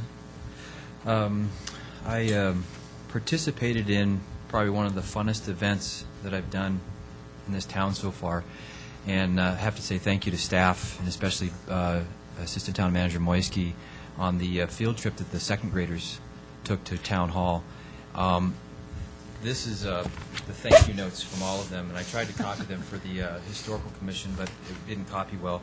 But I did want to read one of these. But the thanks we've gotten from this is just overwhelming, and the fun that they had, the fun that the teachers had, has been overwhelming. But this one student, and remember, these are second graders that wrote this, and the penmanship is phenomenal. But it says, Dear Mr. Hansen and friends, I wanted to thank all of you for arranging this field trip for our class. It was very extraordinary. It was very hard to pick my favorite part. When I saw the jail cell outside, a big chill went down my spine. I can't imagine sleeping in there. When we went to town hall, I was filled with joy because I liked it so much. I thought the town hall was so cool because of all the microphones. The special mining tools made me feel good because my class did a mining play and my costume looked a lot like a miner. When I saw the tiny house, I got scared because I have 7 people in my family and I don't think we would all fit. The model of the old schoolhouse was very special, very clever. I don't think I can make anything like it. Thank you again for bringing us to learn about how awesome the town of Superior is. Now, this is a second grader saying this. Love, peace, and chicken grease. Riley Selby. And a lot of them are very similar, and it was just so neat to see. The Historical Commission were all there and participated, and it was just a really good time. Now, Michelle Horton had said last time, why don't we do this with some of the other schools, and we've already talked to the Historical Commission about arranging this with El Dorado K-8 and also Monarch. So we're going to, I think there's a Historical Commission meeting this week, so we're going to meet, debrief, and see how we can open this up and maybe improve on the format moving forward. I also spoke to some other individuals at Superior Elementary about organizing a traffic and safety group from Superior Elementary and meet with a traffic and safety group from El Dorado in addition to our traffic and safety committee, and see how we can all feed off of our experience and make both schools a little bit better, a little bit safer. So I'd like to, I don't know how we make that happen, but I think both schools are ready to make that happen somehow. Sure. Do they have committees? Well, they have groups that, for instance, the crossing guard group. Right, yeah. Michelle is the head of that, correct? Mm. So I think there's people that we could easily gather together that have an interest in this. Yeah, El Dorado also has a hug and go group, along with the crossing group, that they meet, occasionally to discuss how the program is working. So they would be good as well to include. Okay. I attended the National League of Cities conference in Arizona Thursday and came back Saturday. And boy, what a great meeting it was. I wish that we would have had more people there because there was so much information. I focused the whole time on economic development. And the classrooms I went to is economic development, leading in a global environment, supporting small business and entrepreneurship, both parts 1 and 2, creating a brand that gets your message across, small business financing, supporting small businesses and entrepreneurship, part 2, developing downtown density, and then there's also another class, Green Cities, that was effective strategies in communicating sustainable messages. So I'd be happy to review all the notes that I came up with at any time you guys are ready. But super good meeting, and I hope that next year we send more people to that. I attended a Rocky Flats Stewardship Council meeting today, but I'll let Trustee Sorelli talk about that since he is the lead there and I'm the alternate. And then lastly, I called and attended a meeting on November 3rd. That was an open discussion among the board members for just to have discussion on conflicts of interest and how we can avoid them. And frankly, the meeting didn't go nearly as well as we had hoped it would, and the outcome was far less than what we'd liked. Afterwards, spoke to several people about the meeting, and some had said that it just wasn't clear on what the intent was of the meeting and what the expected outcome was. So I thought that it would be fair to those that did attend that weren't privy to the email that I originally sent out to let them know what my intention originally was. And I don't see how we can interpret the intention of the meeting any differently. But I wrote to the board on October 27th. I'm sure all of you are aware of the recent conflict of interest investigation of Councilman Ken Wilson in Boulder. The term conflict of interest has come up many times within our board discussions, and frankly, I'm not sure when any of us might have a conflict of interest or not. Recently, there have been a couple of issues that we could legitimately assume there has been a conflict of interest, and it appears we all walk on eggshells when we think so. This is not the way to work with each other. In light of recent events, both in Boulder and within our board, I would like to meet as a board next Thursday evening in the boardroom at 6:30 and openly discuss what is and is not a conflict of interest when it comes to trustees and staff doing what they think is right, and how we can avoid any perception of a conflict of interest by the public moving forward. I realize it may be tough to get everyone together with only a week notice, so anyone that can make it, please come, clear the air, and once and for all, lay this issue to rest. Let's plan on eating in. Perhaps everyone can bring $8. We can order Panera and have a good conversation. I don't see how that can possibly be misconstrued as anything other than having an open, honest conversation about how we can avoid any potential of conflicts of interest moving forward. And I hope that we get this issue resolved tonight. And that's it. Trustee Surley? Thanks, Chris. And as Chris mentioned, we attended a Rocky Flat Stewardship Council meeting this morning. And the 2 or 3 main things that happened there was we moved forward on the agreement to complete the triennial review that we will continue as a stewardship council. So at our next meeting, we'll be presented with a resolution to approve that says that we will do that, and we had previously all discussed that. Prior, in addition, with this continuation, the City of Thornton is going to be added to the Stewardship Council, and the cities of Golden and North Glen will become permanent members instead of alternating members. So that will increase the membership of the Stewardship Council, which will also lead to a formal amendment of the intergovernmental agreement among the governmental parties to the Stewardship Council, and that'll all be taken care of again in the next meeting. The other 2 things we did of interest in this particular meeting was approve the 2012 work plan and budget, and there's virtually no change from last year's budget, and that'll be going. We had a public hearing on the budget today, so that was all concluded. So the next meeting is in February. In the meantime, we'll have acted on the resolution and the intergovernmental agreement, and in February, they will be appointing new officers to the executive board, and by the end of January, would need to know if there's any change in our membership, in our representation, who our representatives are on the Stewardship Council. So that's where that stands. The only other thing to report is that I also attended the HOA meeting in my capacity as an HOA member. And I voted and contributed to the tie. So, thank you. Great. Trustee Skumatz? Couple quick notes. Went to the HOA meeting, a Chamber of Commerce meeting, which was a nice display for businesses, local businesses.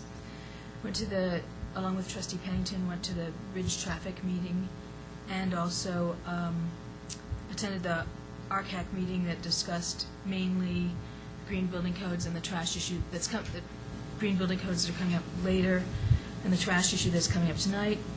I also had a coffee buzz. Thanks. Thank you. I think I just have 2 things to report. First is that there was a Urban Drainage Flood Control District meeting which approved the budgets. I don't think there's anything too dramatic there. And then there was a conversation with US 36 mayors and commissioners with one of the organizations, companies that would have responded to CDOT's request for proposals for the design build for the managed lanes. I think the interesting thing that came out of that is that they're talking about ways of minimizing lane closures on US 36 during construction. The only downside to that is it might drive traffic down McCaslin and Marshall Road. So we need to be cognizant of that, and I know that town staff will be actively engaged with what other company that's going to be to understand what our concerns are and minimize the traffic impacts on McCaslin. So that's it. Town manager. Let's see, find my digest. We are, so the city of Louisville, I think this week is going to approve the contract with FHU, which is the company that was selected to do the interchange study. So that's, I don't see any issues as far as their council approving it. So once they approve that, then we can get started.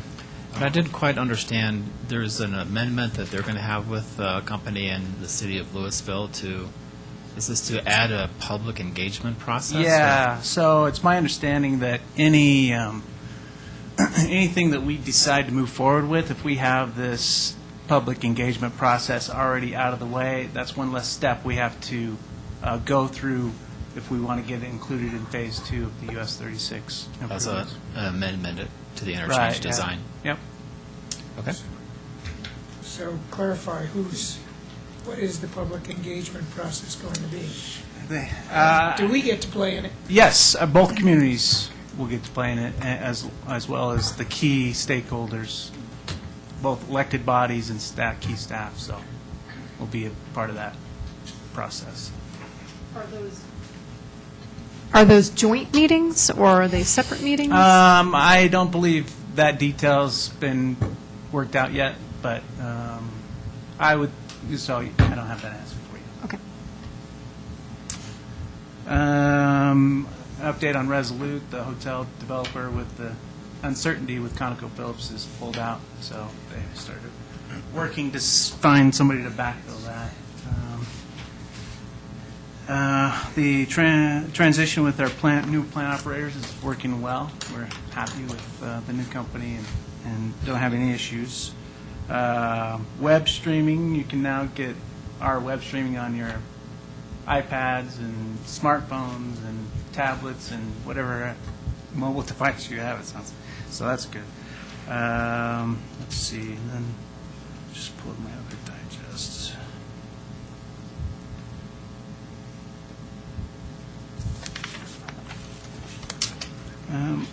I think, I didn't check with Martin, but I think most of the leaves that we had dropped off at the Yardway site are gone, thanks to Swingle and their staff. We had quite a few piles. Is that still open, Matt, or is it closed now? Just during, we're back to the normal hours, Wednesdays and the weekends. Okay. And that's through close to the end of November, or those days. I mentioned Senator Nicholson's meeting tomorrow.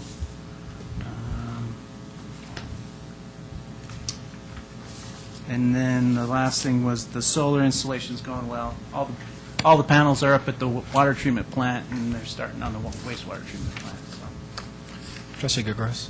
Matt, do you know when the bridge work at the three parks will be completed? We've had some pretty good weather. Or is Martin here? Yeah, Martin, do you have? Yeah, would you come up? I don't have that date.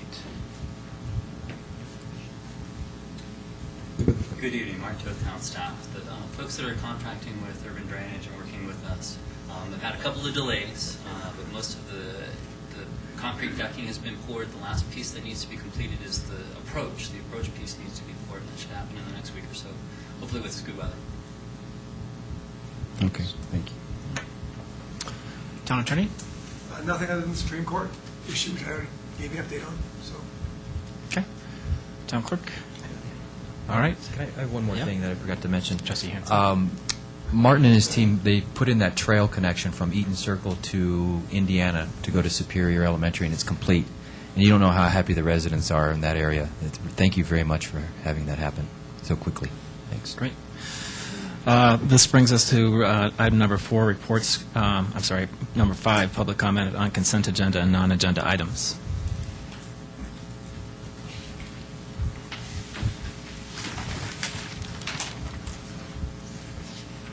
Good evening, Board.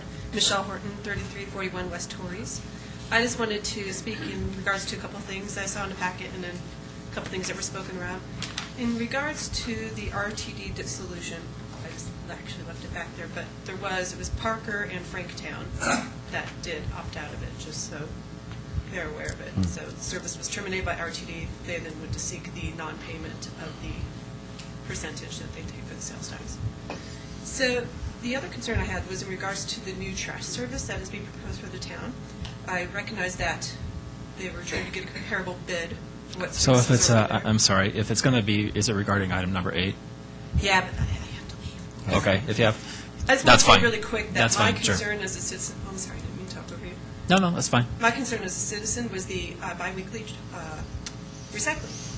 My family all lives in the area or other states, and they all have this biweekly recycling. And the comment and joke is that they don't recycle because they can never actually figure out when the trash bins go out.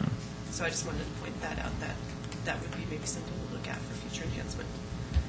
And the question on bus shelters has come back to my mind as to the significant reduced service, spending $200,000 equal to $1 million over the next 5 years. Is it really the best use of some money? So I don't know where the It's, board is deciding that. $20,000 a year for the next 5. Oh, I thought I read 200. No, That's my mistake. That 1 0 makes a difference. It does, actually, absolutely. So that was my reading mistake, so. And then I didn't unfortunately. Duly noted. Yeah, didn't unfortunately get to attend the last Thursday thing. You know, it is unfortunate to hear that maybe some people perceived it as a witch hunt, and I do believe that Trustee Hansen was just trying to look at things. As a citizen, I would maybe just make the comment that my perception of a conflict of interest may be just when somebody is on a board that they have an interest in. Let's say that he was the chair of the Finance Committee.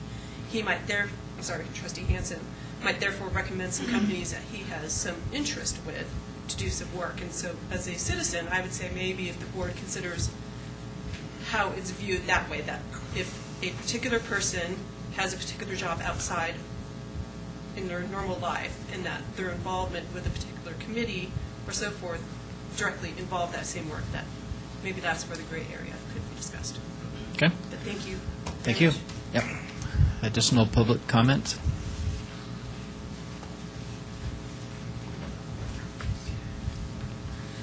Go ahead.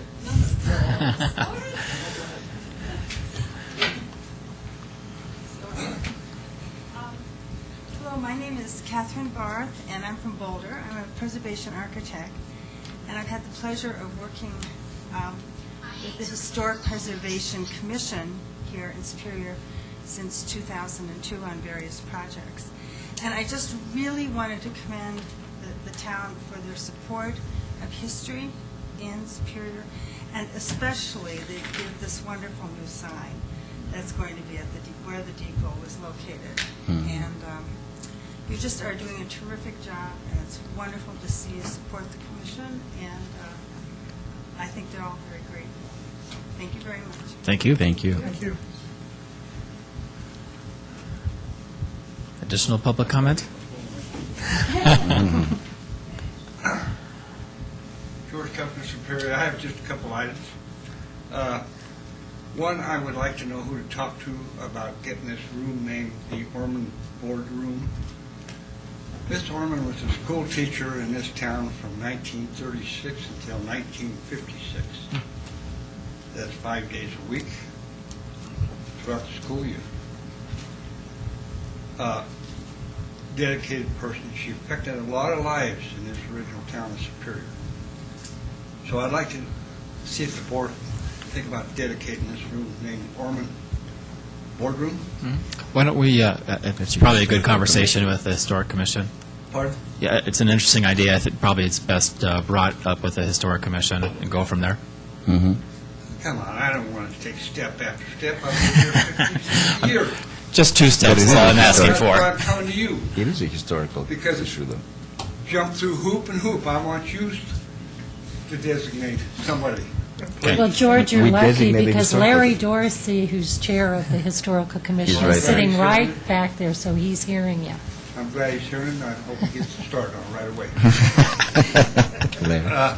The next thing I have, is there any way we can have better communications between the town board and the staff pertaining to our monthly bills being published if I want something, I got to come down and pay and request a request sheet for this information. And I'll bet you about one of you get these sheets, and there's about 4 or 5 sheets of what the expenditures are. And if I ask you one question, you probably won't be able to tell me, because I had to ask Phyllis to find out myself. Is there some way we could have this? I don't have a computer. I was going to say, right. So that's this is all online, right? I'm going to get there, George. So anybody who wants to look at this has that ability. How many times do we think that we have anybody requesting printouts of these? My guess is a small number. Yes. And so I would, maybe if staff could look into maybe printing those for free for whoever would want to look at that. Is that a reasonable request? Yeah. Appreciate that. Yeah, because I've asked requesters if they could put it in a box out there so we could look at it or do something.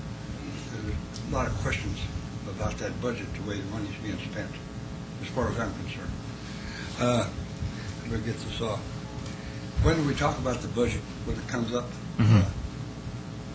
Okay, because I got several questions. There'll be a public hearing. Yep.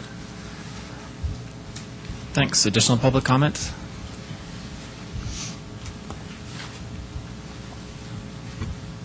Hi, I'm Bob McCool, 312 West Coal Creek Drive. Just have 3 items. First, the coyotes, since that's the most interesting. We're seeing just there's just an influx of them. It's interesting. It's been great that I've been able to let the chickens run around the yard, but they can't do that anymore. So, and coyotes can jump even 6-foot fences, I understand, or scale them pretty easily. So we'll have to get them a little better protected. But in addition to losing 2 of them, neighbors have been seeing them, and even after the one we lost on Friday, I'd come home early, and as I was getting ready to go back out again, coyote walking right down the street, chased at him, he was stood there, looked at me. Down the And street? finally walked away. Steve Smith had mentioned he tried to get one of the chickens out of the coyote's mouth. The chicken just kind of looked, or the chicken, I'm sure the chicken looked bleeding. The coyote just looked down and grabbed the chicken and walked away. And the same thing happened to Jean, my neighbor. She tried to go after save the chicken too, and the coyote's just pretty bold and not afraid. It's not a matter of aggression towards humans at this point, but it is an absolute unbelievable lack of fear that exists, and other communities are dealing with it. So I appreciate Mark got back to me pretty quickly when I talked to him. You guys can look into it. So, second item regarding the open space decision, the Open Space Advisory Committee's decision. There were a few items. That was one I brought up, Trustee Kazouris, about just concern of where we're expending money from that fund, because it has been pretty much for acquisitions since we started. The other things that kind of came into play were one that it is county land. It's a county project. It's a capital project, and it wasn't really a clear open space project. That's one of the reasons we talked about trying to maybe split it. And the other comment that I made that I just think it was that there seemed to be a presumption that open space funds would be okay, at least from what to use from members of the board that I heard. So this is somewhat hearsay.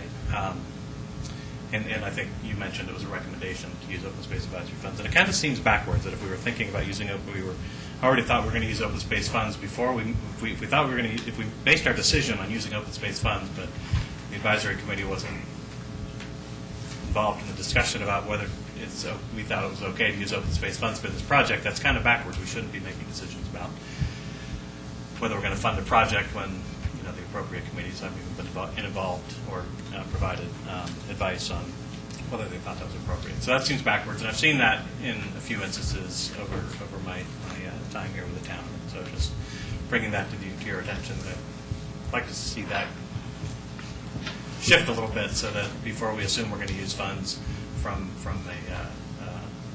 a fund that a committee has some advisory rollover that happens beforehand. So, and then the last item, just again speaking, since you brought up the conflict of interest meeting again, I did come to that meeting purely to listen.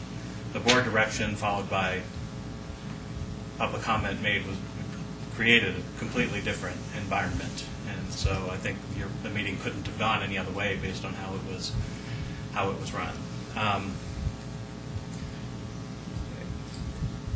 I do want to say again that I beg you all to be very careful. We're already seeing, for Margaret not to vote that meeting after being on that committee for 12 years, conflict of interest and impropriety is a personal decision of an advisory committee member and a board member. And there you go. We've got our nervousness now.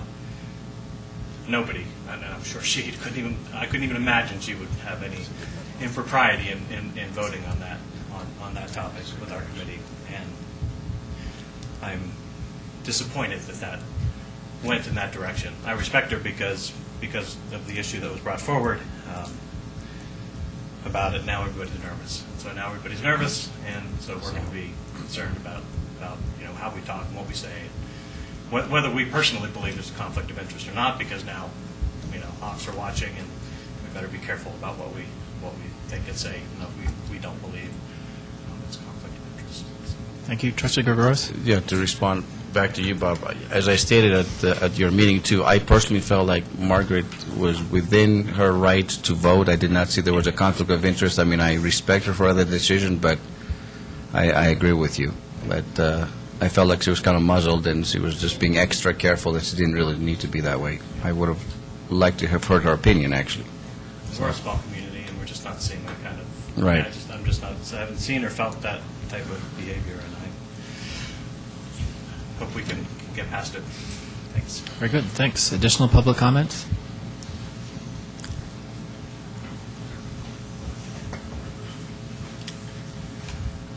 Rochelle Rittmaster, resident of Sagamore. I've been nursing a cold, so I need to get this done. So I'm going to comment on non-agenda and agenda items, and then try to go home and rest.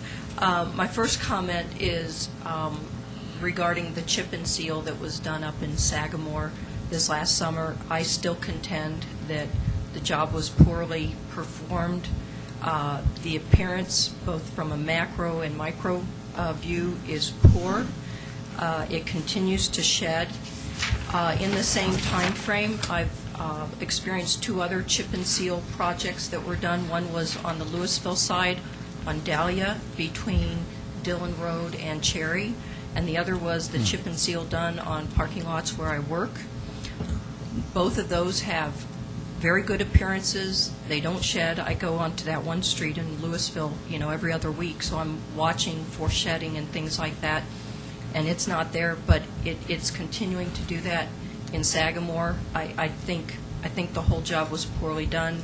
Whoever was the contractor should probably never be used again, based on what we're seeing. Whoever supervised it and signed it off, I don't know what they were thinking.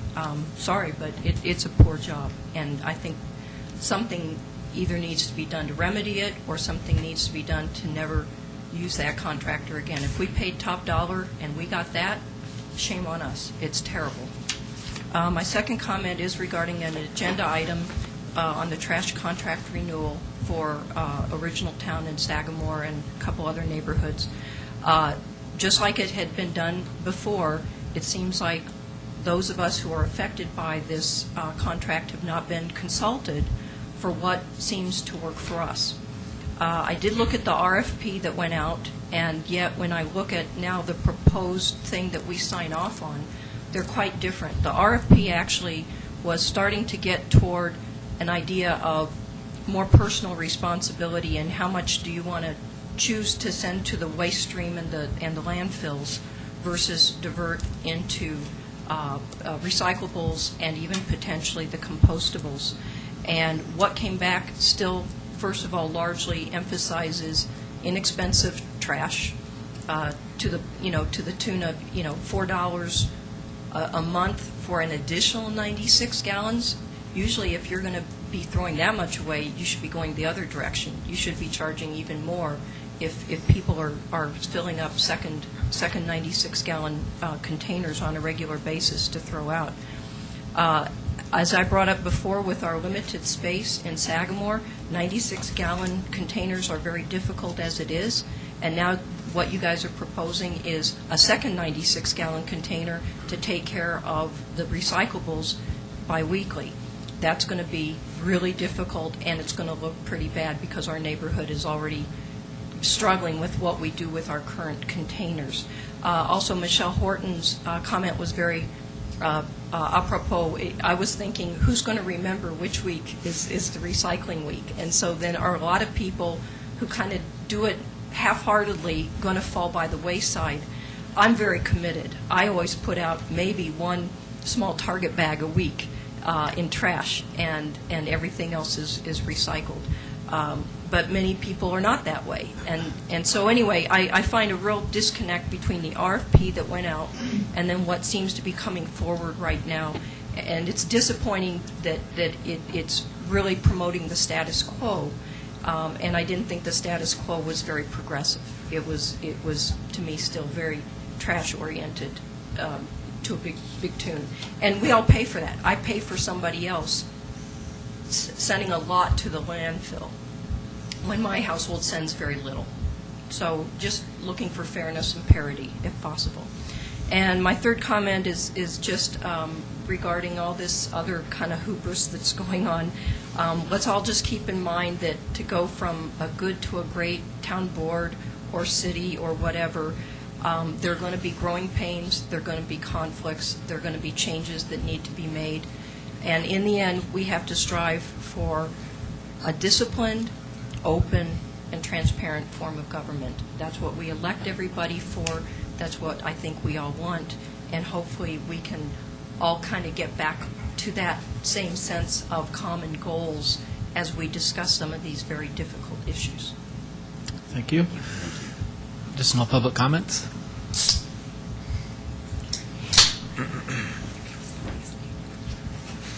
Steve Smith, 653 Historical. Just for clarification, the chicken was the chicken, the coyote was the coyote, and I don't know what I was doing trying to get a chicken out. I, too, think that this board is doing a good job. I think that the fact that you're willing to address these type of issues is commendable. And I know it's not comfortable to sit down and talk about these things, and I don't think it's a witch hunt.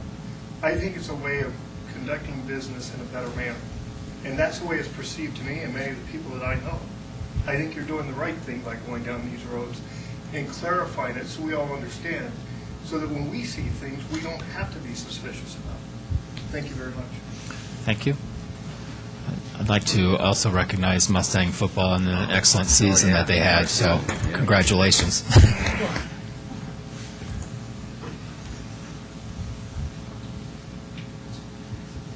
Hello, Larry Dorsey at 940 Riverbend Street in Superior, chair of the Historical Commission, so I thought I'd make a comment. Hopefully it's in order. If it's not, I'm sure I'll be told. In terms of, I'm not the right place on the agenda or not, but just thought I'd let you know that this consideration of the depot sign that's coming up on item 8, I think it is, I sat down and did a little math and figured out that sign will be the 8th of those historical-oriented signs that we will have worked with between the Historical Commission, the Parks and Recreation Department, and the town staff.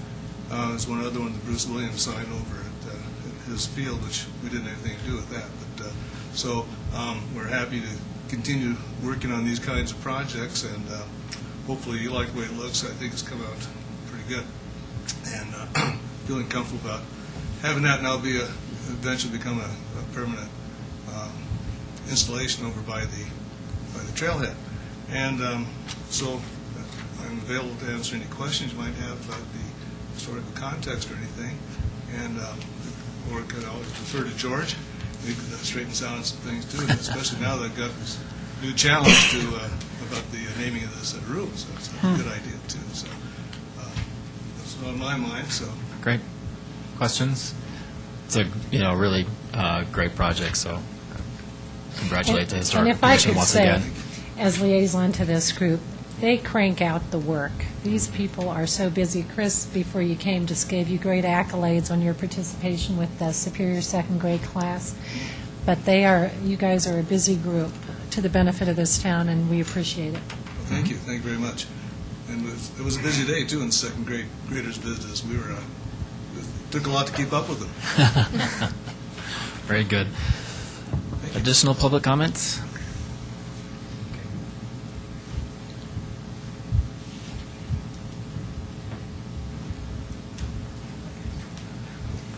Hello. Congratulations to you and your brother being, I guess, the first unique, first two mayors. Thank you. Both concurrent. Name, if you wouldn't mind, just Oh, I'm terribly. so sorry. No problem. Brian Sheltikoff, 3919 South Torrey. So congratulations to you and your brother. Thank you. Given this new unique opportunity, and someone had mentioned there's going to be more collaboration between the towns. I wanted to ask if that collaboration is going to include a review of town functions, jobs, departments, possibly an opportunity to consolidate those. I think, I don't, it's an interesting thought. We've talked about things like that over the course of time. I think that there's nothing definitive, but I think there is opportunity actually for collaborative projects, either in public works or parks and rec or who knows what it'd be, and, potentially improve services and decrease costs. But, I'm not sure exactly what that would look like. And obviously it's up at the, at the direction of the town board and the city council in Louisville. Well, I would ask the board to consider it. Certainly any conversations you have around a Thanksgiving table, but ultimately just as a fiduciary, it would seem that there's a fantastic opportunity to reduce costs for both of your constituents. I think so, yeah. Thank you very much. Thank you. Additional public comment? Seeing none, that brings us to item number 6, presentations. We don't have any this evening, and that brings us to item number 7, consent agenda. And on the consent agenda is approval of the minutes of the October 24th, 2011 Board of Trustees meeting, acceptance of the minutes of the Historical Commission Open Space Advisory Committee and the Parks, Recreation, Open Space, and Trails Advisory Committee meetings, approval of a resolution approving an agreement with Foxfire Community Planning and Development for planning services, and an adoption of a resolution approving the naming of Depot Street. With that, I'll entertain a motion to approve the consent agenda by Trustee Skumat, second by Trustee Gergeris. Phyllis? Cirilli? Yes. Gregorius? Yes. Hanson? Yes. Muckle? Yes. Pennington? Yes. Skumatz? Yes. Williams? Yes. Great, thanks very much. That brings us to item number 8, which is adoption of a resolution approving an agreement with Waste Connections of Colorado, Inc. for residential trash and recyclable collection services. Mr. Magley? Thank you, Mayor. As per the town's purchasing policy, we rebid services every 4 years or as otherwise directed by the town board. In 2008, we entered into a contract with Waste Connection to provide waste services to the residents living in Original Town, the Sagamore, Ridge, and Calmonte subdivisions. The RFP was released in September. We received 3 bids and 1 no bid. The 3 bids that the town received were from Republic Services, Waste Management, Waste Connection of Colorado, and the no bid was from Western Disposal Services. Staff is recommending that we renew our contract with Waste Connection Services to provide waste services to these areas in town. Current services and pricing for these areas is $9.95 a month for a 96-gallon trash cart that's picked up weekly and a 32-gallon recycling cart that is picked up weekly as well. The proposed service and pricing includes pricing of $9.65 per month for a 96-gallon trash cart picked up weekly and a 96-gallon recycling cart that would be picked up biweekly. Included in the staff memo was comments that we received from the Recycling Conservation Advisory Committee. In addition to that, the board received a handout from the committee. They had a chance to meet on Thursday when the packet went out and have revised their comments, recommendations to recommend Republic Services because of the yard waste component. So everybody has a copy of that as well. Staff is recommending Waste Connections simply because it lowers the cost to these residents for basically the same service. And when we reviewed it, they provide unit pricing, which Republic Service did not provide a unit pricing option. In addition, Republic Service would not give us a price for biweekly recycling pickup, weekly recycling. They said they could only do biweekly. And then looking at the residents that are served by this contract, the Ridge and Calmonte are no-maintenance subdivisions, and then Original and Sagamore would utilize the yard waste service. To what degree, I'm not sure, but, so those were the reasons for the staff recommendation. Okay. And we also provided in the memo additional options that were requested from the board as far as weekly recycling pricing and unit pricing. Okay, thanks. Trustee Gagos. Yeah, I would like to hear from Trustee Skumatz as to why this recommendation may serve the town better for Republic Services coming out of RCAC, and your thoughts? Sure, I wish that someone from RCAC could have been here, or that Jay could have been here, but Jay was out. The committee looked at the $9.65 offer from Waste Connections, but realized that for 65 more cents, citizens could get almost the same service, only an entire new waste stream. They could get yard waste collected for 65 incremental cents per month, which is tremendously low. And if you look at what the other places are offering for weekly or optional or whatever, it was just a great deal. And there's more, generally, as much or more yard waste as there is recycling in the waste in what's being thrown away. So it would mean a big potential for increasing what gets diverted. And just for clarification, Republic's bid was, it would be an additional 35 cents. Their bid was $10, I believe, a month. 35, not 65. Thank you. So even a better deal. Sorry, my math sucks. So going from they could pay $10 instead of $9.65 and get an entirely new waste stream. And all the options that are proposed here have more gallons of recycling than they currently have. Trustee Williams. How did RCAC feel about the biweekly recycling? I think there already is biweekly recycling, and when they look, there's more gallons offered under all of these options than what they're getting now. And from what the literature says out there, you lose 1 or 2 or 3 percentage points of diversion, but by adding yard waste, you crash through that. So. I think the current recycling is weekly, though, isn't it? The 32-gallon bins weekly. It is 32 gallons weekly. Thanks. So in this additional, I'm sorry, Trustee Skumatz, I know that you're not here. You're not here to I know. Represent the weight. Yes, I know. But I'll pick on you since you're the only person here for it. So thank you. This yard waste what would that actually look like? Do you know? I mean, this is another container. Or? It's not a container. It's bags, and you can bundle your tree limbs. They're 4 feet or smaller, and less than 40 or 50 pounds in weight. Can you actually put grass clippings in your 96-gallon bin? I don't think so. You're not encouraged No, to put it in the trash. no, they encourage you to set up trash bags. Yeah. Okay. Yeah. And then the other thing, as far as the staff recommendation, we took into consideration our yard waste facility, which I know is kind of a haul for some residents, but that was another factor that we. So what do they do now for yard waste? They go either to our facility or they can set it out for an additional fee. And how much is that fee? I don't know what the current fee is, but go back to that. The proposed fee was going to be for the additional services. Sorry. Oh, look at there. Thanks. $1 per item, and $1 per cubic yard of debris.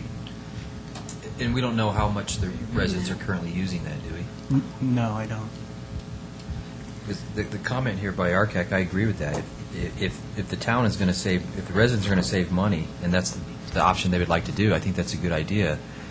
But I don't know, we haven't gone to the residents to find out what they want. The residents at Ridge and Calmonte wouldn't use, their HOA maintains their facilities. Okay. So they wouldn't use that service. the tiered service you're talking about. Right, Yeah. the yard waste service. So it's, if Original Town does it, then they have to do it too, is that what you're saying? Correct. Yeah. It's built into the price, yeah. And What was it? I'm sorry. No, trustees conversation. Trustees Go ahead. I was, and what are the current rates? I think $9.95. Yeah, so it's a 5-cent increase to get over what they're paying now to get yard waste. Because that sounds like a good deal. 5 cents to get yard waste, frankly, But they lose the weekly recycling. but get more gallons. Okay. Is the current configuration even available any longer? The 96-gallon trash, the 32-gallon recycling? No, the unit pricing that was bid was for tiered trash, but always 96-gallon recycling. Every other week. That's what all the bids were submitted on. I know 373 homes is still a number, but I am a bit surprised that we didn't, I'm not feeling anywhere in this proposal that we bothered to talk to the residents. Do we have any sort of sense of where they are on this? In terms of, They get more In terms gallons. of, do they want, I'm listening to the comment, particularly that Rochelle made, that Sagamore homeowners don't have the space in their garages to store two 96-gallon bins, and as a consequence, it's forcing those bins outside, they're prone to the wind, it affects the look of the communities, et cetera. And so it seems to me like with such a small population, it would have been prudent to have asked them what they're interested in, possibly, interestingly, maybe a 32-gallon trash can and a 96-gallon recycling bin. But I feel a little bit like we're social engineering here. If we've never asked them what they want and we're instead trying to foist on them what we think they should do. It's interesting, the most comments or complaints we heard when we first initiated this service back in 2008 was, I don't have that much trash, I'd rather have a smaller trash can and a larger recycling can. 32 gallons for recycling isn't large enough. That was large. Well, that's why I say, And then, can we change it? You know, as far as, this is the perfect opportunity for typically that's how we will bid out a service, and when we have public comment participation, it's during the meetings when the board's considering it. Right. Well, when we have a small population, I would like us to consider actually sending out a email. We've now got a lot of those email addresses, et cetera, to get a feel from the community what they're after. But it seems to me, I have a 3-car garage, and finding place for two 96-gallon bins is a little bit of a stretch sometimes.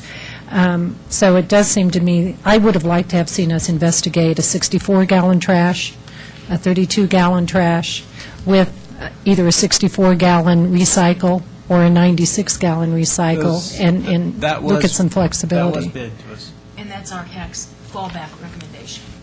We received pricing for a 32-gallon trash, Right here, 64-gallon clearly trash, underlined and is a yard 96-gallon waste. trash. The second, if people don't like that, which we think is the best deal, the second one is the tiered. So I'd ask you, Lisa, if on RCAC, was there a sense of what the community wished to have? No, we didn't do a survey. We did have a sense that if they were getting more service for virtually the same price, that was a pretty good service deal. And we would love to see tiered plus yard waste, but that wasn't an option we could get out of these, craft out of this. Mm-hmm. We are happy to see that the prices are very favorable. I guess I'm curious to hear on comment from any Original Town residents or Sagamore residents or affected residents, what your opinions are. So any other questions from the board, and then we'll obviously have public comment. After public comment, can we have more questions? You can want to do the questions now and comments later if at all possible. Okay, so then I do have one more question. Sorry about that. Let's see here. Let me find where that is. There was something about, bear with me here, trying to get to the right page. Here we go. The rate adjustments. I'm looking at the residential trash and recycling collection services RFP in all the different bids. And under rate adjustments on the chart, when you say there's none, does that mean there's no adjustments, or there'll be an increase yearly, or there could be? Well, Republic, as part of their bid, had an annual rate I saw that. adjustment of 4%. Up to. Up to Up 4%.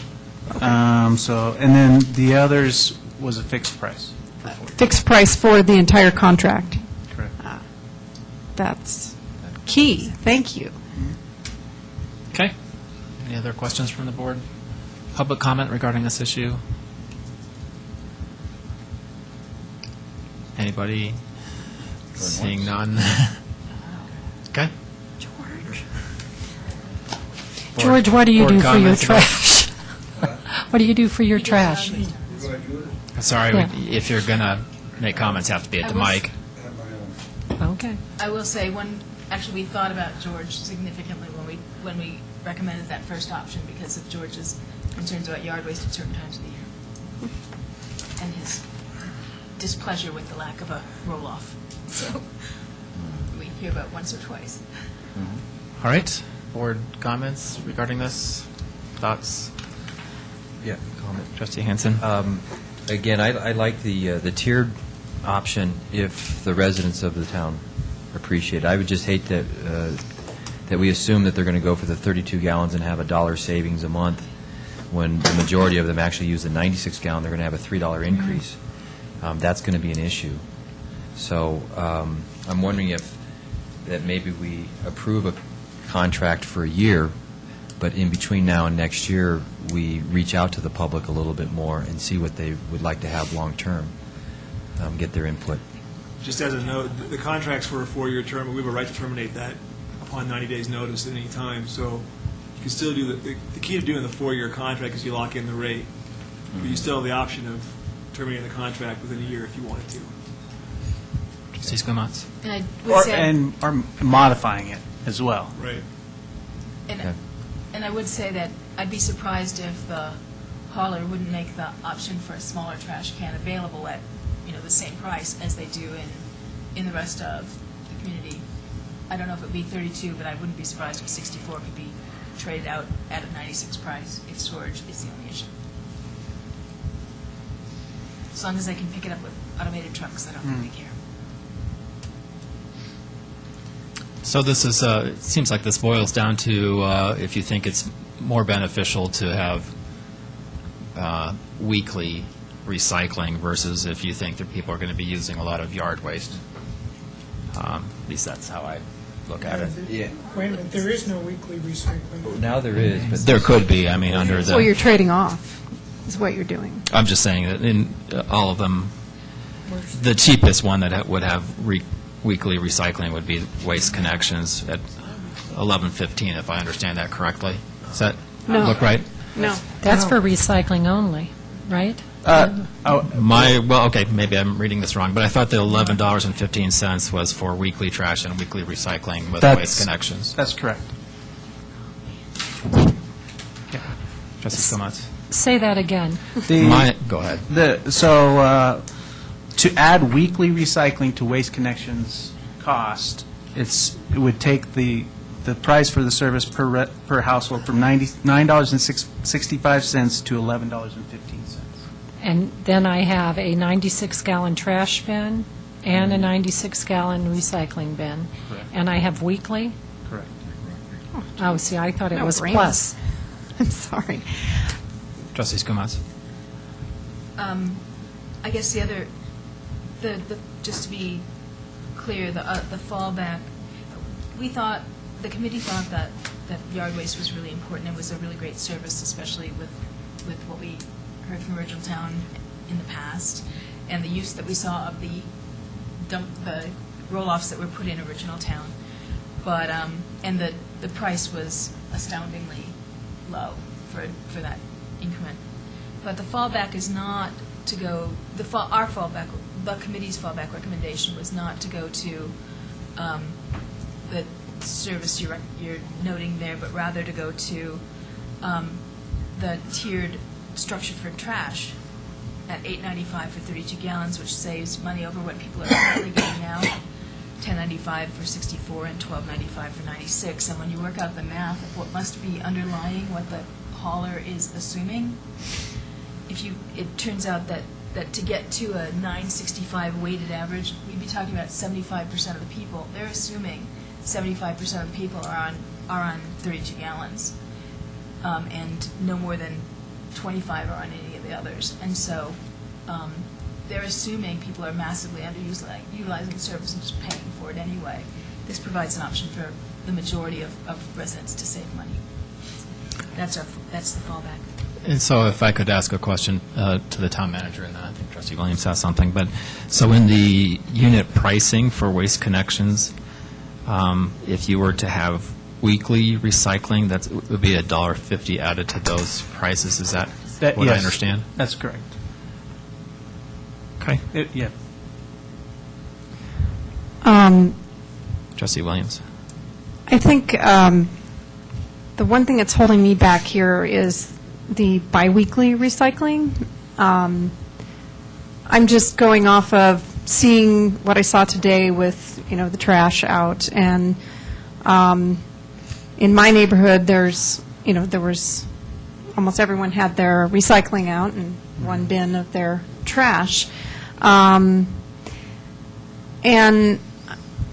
if I lived in the Ridge or Sagamore or Original Town, and I had to think about when to put out my recycling bin, it would be a deterrent to recycle for me. And I'm wondering, do others feel that way? So that, for me, that is, makes it goes against what we are trying to do as a town and increase recycling.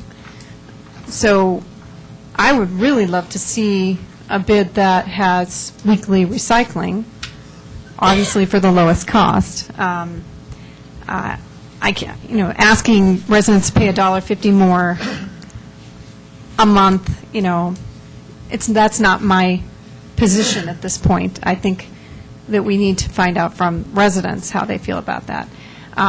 Going for the lowest price is, yes, that's important, but it also is important to make it convenient and for them to recycle weekly.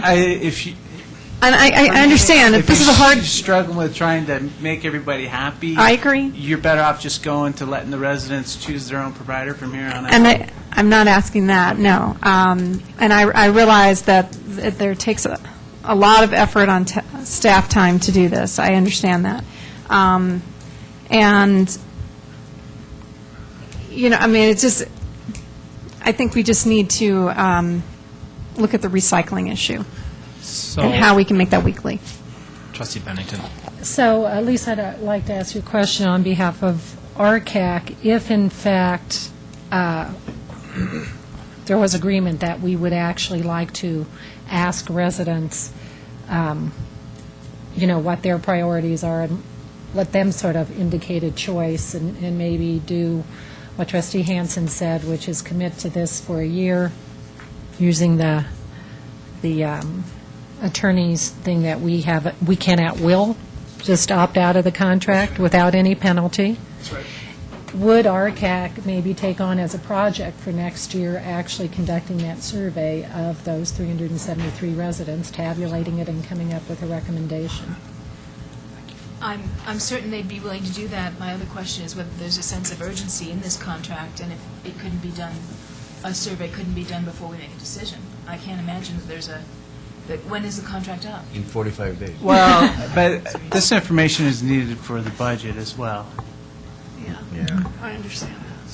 So my recommendation regarding this is that I think that I understand where RCAC is coming from, but I think that I would I'm leaning in approving the contract with Waste Connections. I think that the tiered pricing is something that people are interested in.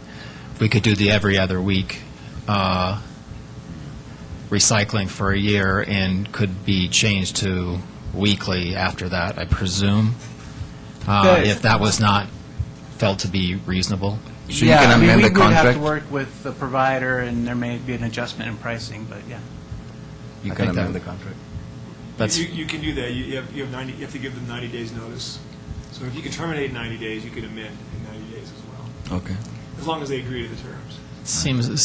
It seems like you could do your own case-controlled study here about what people like, and then, they'd be able to then change their mind if that didn't seem reasonable after a year and go to weekly recycling from bi-weekly recycling. And they'd have the opportunity to pay less if they thought they used, threw out less trash, which is, I think, a comment that we heard earlier this evening, that people that don't use a lot don't feel like they're being treated fairly because they have to pay the same amount as everybody else. So that would be one way of reaching to that, too. Trustee Hansen? Just another, if we're going to research this a little more, can we also, to be sensitive to the Sagamore residents, I didn't even think about that they've got one-car garages and to have 2 big bins in there. Can we look at a tiered pricing for different sizes of recycling bins in addition to tiered pricing in different sizes of trash bins? Yeah. I mean, I was thinking the provider and any objections they might have, but they currently pick up a 32-gallon. I mean, there's a cost for the carts. Right. They have a sunk cost. They're going to go out and replace all these 32-gallon carts with 96-gallon carts. So there might be some negotiations there as Yeah. well. Trustee Pennington?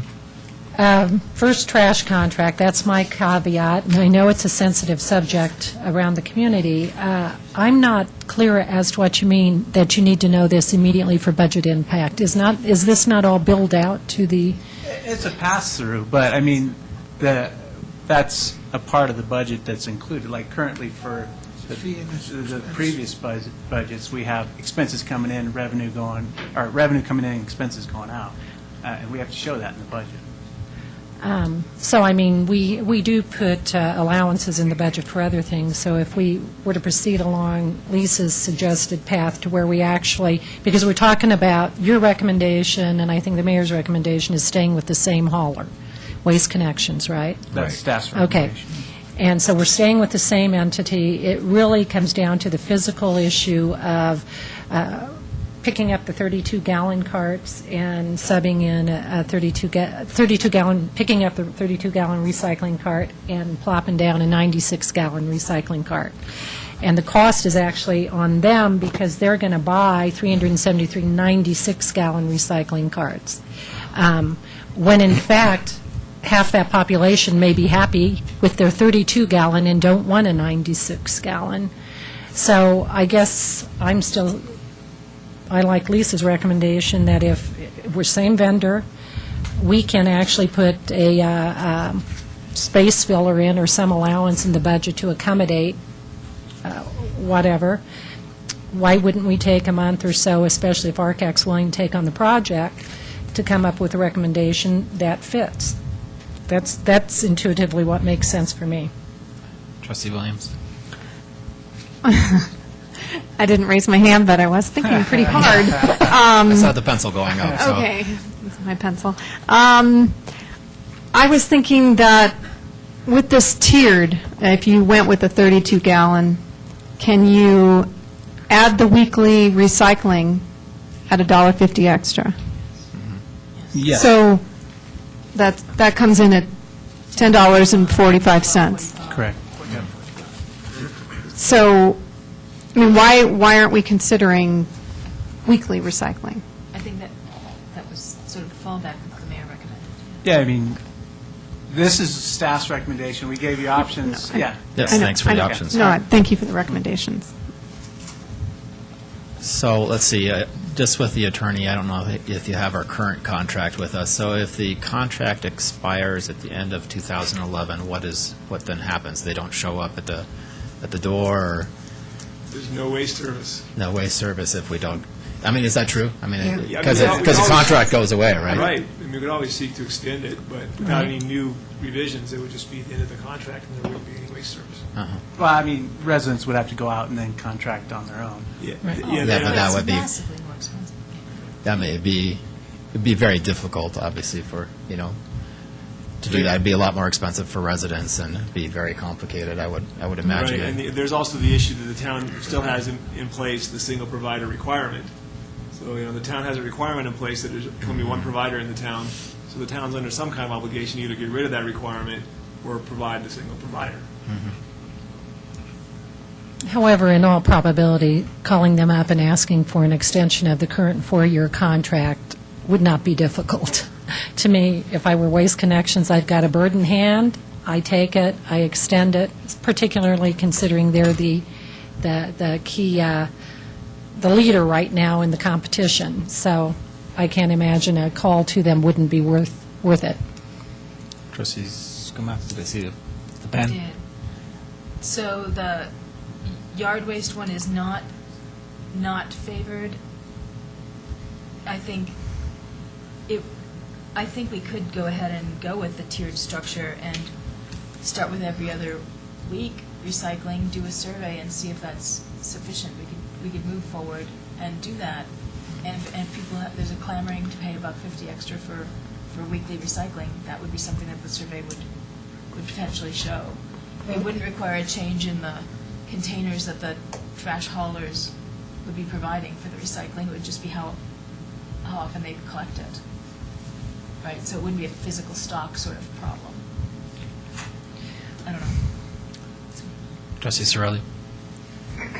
My hang-up on the whole thing is, I see in our current contract, when I look out on the street, recycling bins picked up weekly that are overflowing, and 96-gallon bins.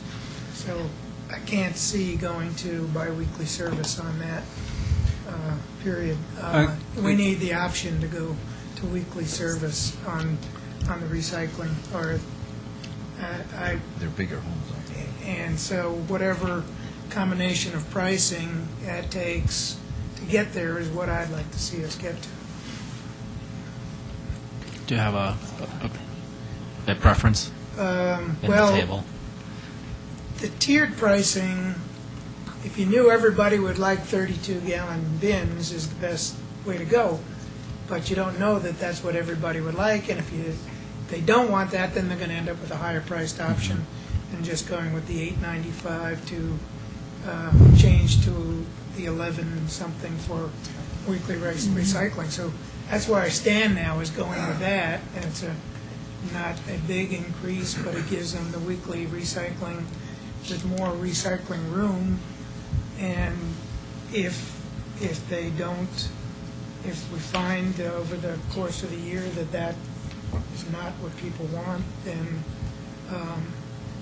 we maybe change it. But Republic would have been a nice choice, but they don't even offer the option of weekly recycling, so that kind of takes that away. Because I do think the yard waste pickup would be super to have. But it's not a fixed cost either for the Yeah. whole contract. So I'm leaning towards. But it still takes 3 years for it to become equal to what the HOA pays. Okay. So even on the Republic one with the price increases. And you get yard waste service, which you don't get. So, But I was going to say, we could go with this tiered thing with weekly, and according to the math of the haulers, it appears that they think that the vast majority of people will be on that lowest saver rate. So does each household choose the bin they want then? Is that how that would work? Yeah, they would choose the trash bin that they want. I don't have a problem with that. well, we also have to look at the fact that eventually, whatever trash contract that we approve for the town is going to be town-wide at some point. Not necessarily. Well, it could. It could. It has the potential. If it has the potential, it's something we want to make sure that fits the entire community. I know you can't please everyone.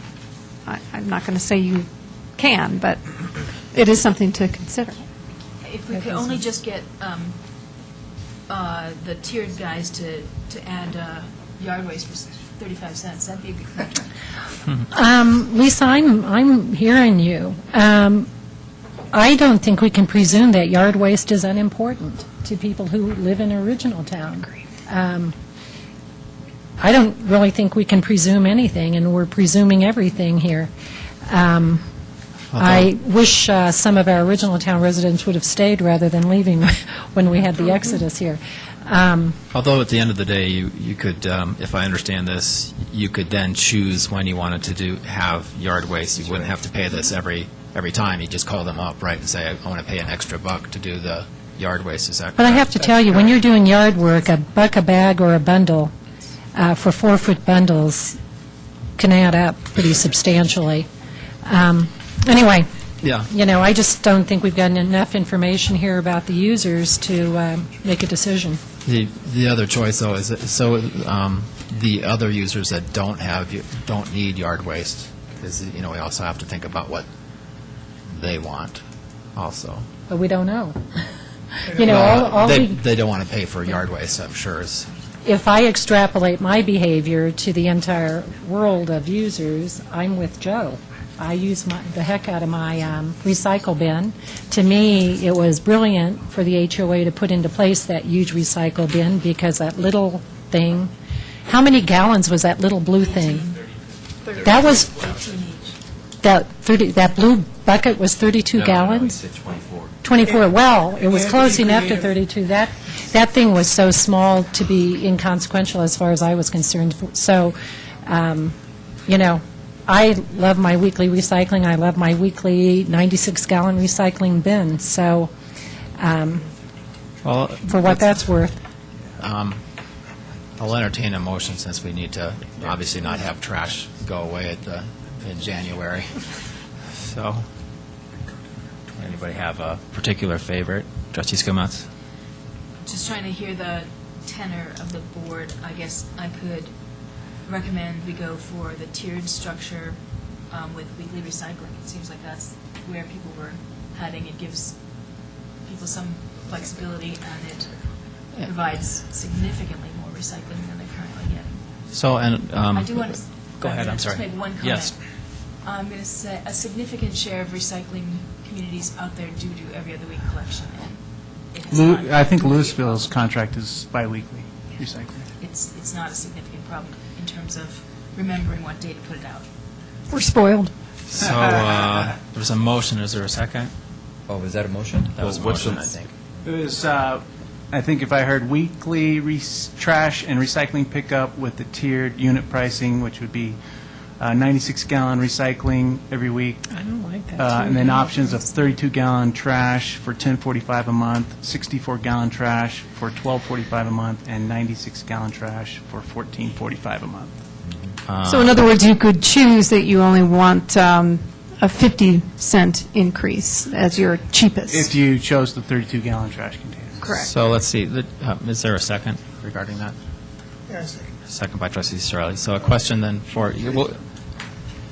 Well, we did have public comment, but hang on for a half second. So, do we need to actually specify exactly what we're doing with Waste Connections, or do we just approve I have a new Exhibit B right here with that option that we would insert into the agreement. So do they want us to pick one of these things, or can we just approve the contract with Waste Connections with They these? confirm that pricing for us, so if the board approves that, that's what the agreement will have in it, and is signed by both parties.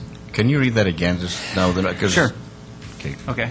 So the motion is for 96-gallon recycling container picked up weekly, and then residents would have an option for 3 options for trash service, and that would include a 32-gallon trash container at $10.45 a month, a 64-gallon trash container at $12.45 a month, or a 96-gallon trash container at $14.45 a month.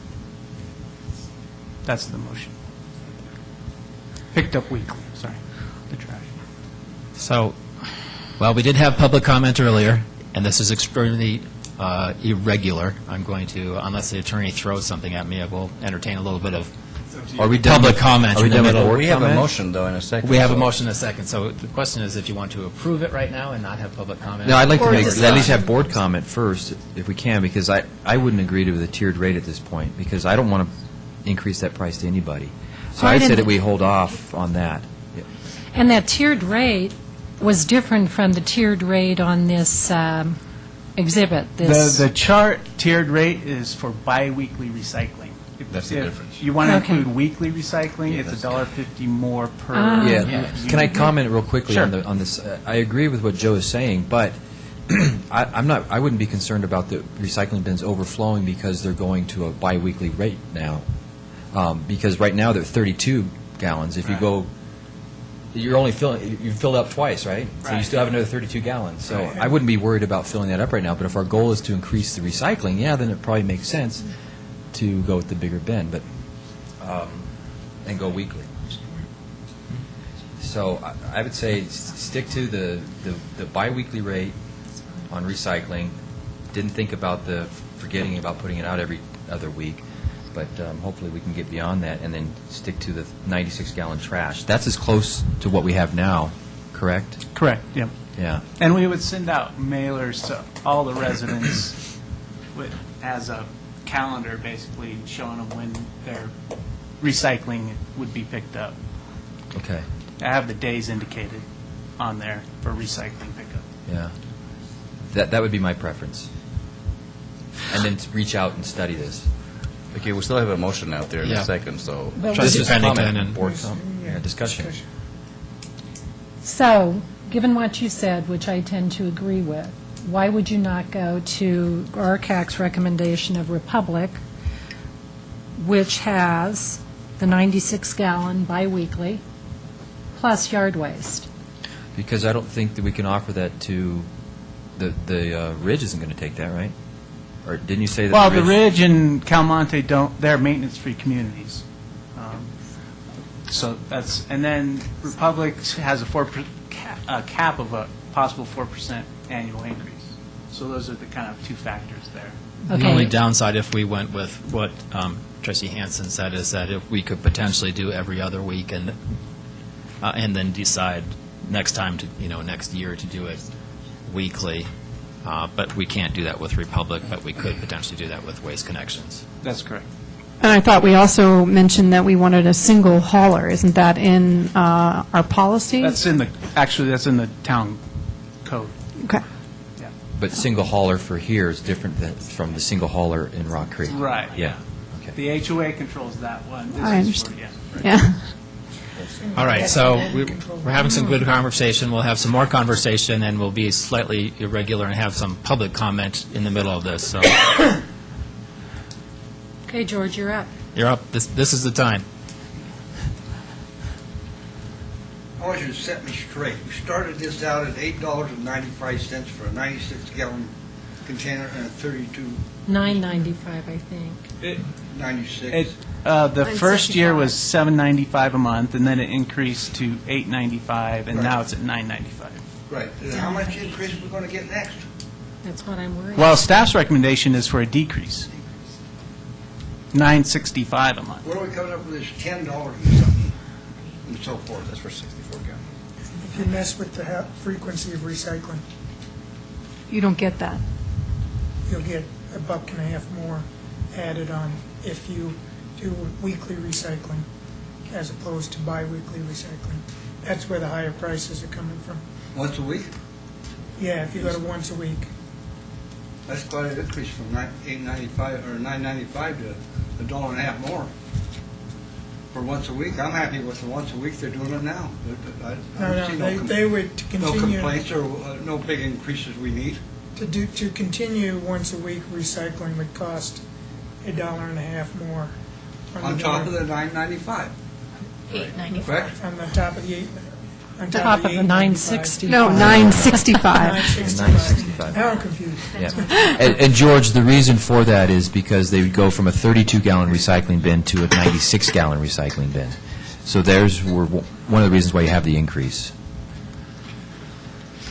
I'm happy with what I got now. I don't need that big of an increase. My Social Security don't go up that much. It's going 3%, George. All right. I don't care what you say, you're Yeah. digging in my pocket every time you turn around here anymore. There you go. Not only you, but everybody comes around because the way the economy is. Let's keep this where we understand it. My next rates are going to be $9.95 once a week, right? Not necessarily. Hasn't been decided. Hasn't decided It yet. could very well be $9.65. Right. Well, just so it don't go Yeah. $10 an hour. So the question is, do we go with 965 with less service? Okay. So we'll have some more public comment. Just a little. And you're In George. these trying times, and I realize we're talking $1.50 or whatever, but we should go with the 96 and 96 for the 8.95 or whatever, the decrease. 965. 965. And if you double, you're almost tripling the size of the recycle, and they're going to pick it up every other week, you're saving us money. So you go from that $9 to 14 something, and you get real fancy with the tiered deal, and you just keep adding and adding and adding. You know, the big trash can, the big recycle can, you're up to 14 something. Let's keep her down in the $8, $9. When you're tripling the size of recycling, I mean, every other week, I doubt you could fill it. Yeah. Okay. So let's keep her cheap. Yeah. Additional public comment regarding this? Seeing none, so there's a motion and a second. Phyllis, you want to read this back, what it is, or Mr. Magley? The current motion is for weekly recycling, 96-gallon cart, 3 options for residents for trash, which include 32-gallon trash container for $10.45 a month, 64-gallon trash container at $12.45 a month, or a 96-gallon trash container at $14.45 per month. That's the current. Okay, motion and a second, all in favor? Okay. That fails, I'll entertain a second motion. Well, okay, so I'll make a motion since it seems like what's been advanced by the public without understanding, without having other public here to comment on. So that would be to approve the contract with Waste Connections for the monthly residential, for the weekly trash and biweekly recycling for $9.65. And once again, we could decide if that didn't work next year to renegotiate this with Waste Connections and go to weekly. So that's my motion. So, Andrew, just to be clear, that's the motion that's actually in our packet, It's correct? the recommendation of the Yes, that Yes, includes. that is, That's that is a exhibit- staff, that's the actually, current it is a exhibit. staff recommendation, yes. Mhm. Yeah, I second that. Okay. Discussion? Yep, discussion. I Trustee still, Pennington.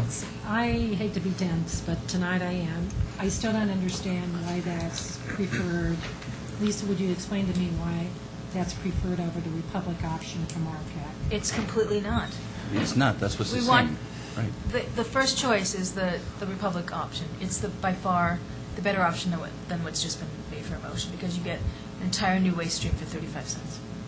It makes, there's, Can you make a motion for that? So- I'd love to. So- What I didn't understand is when Matt was saying something about Calmonte and the Ridge. I don't That's- understand what point. What you're share of the talking about. households is that?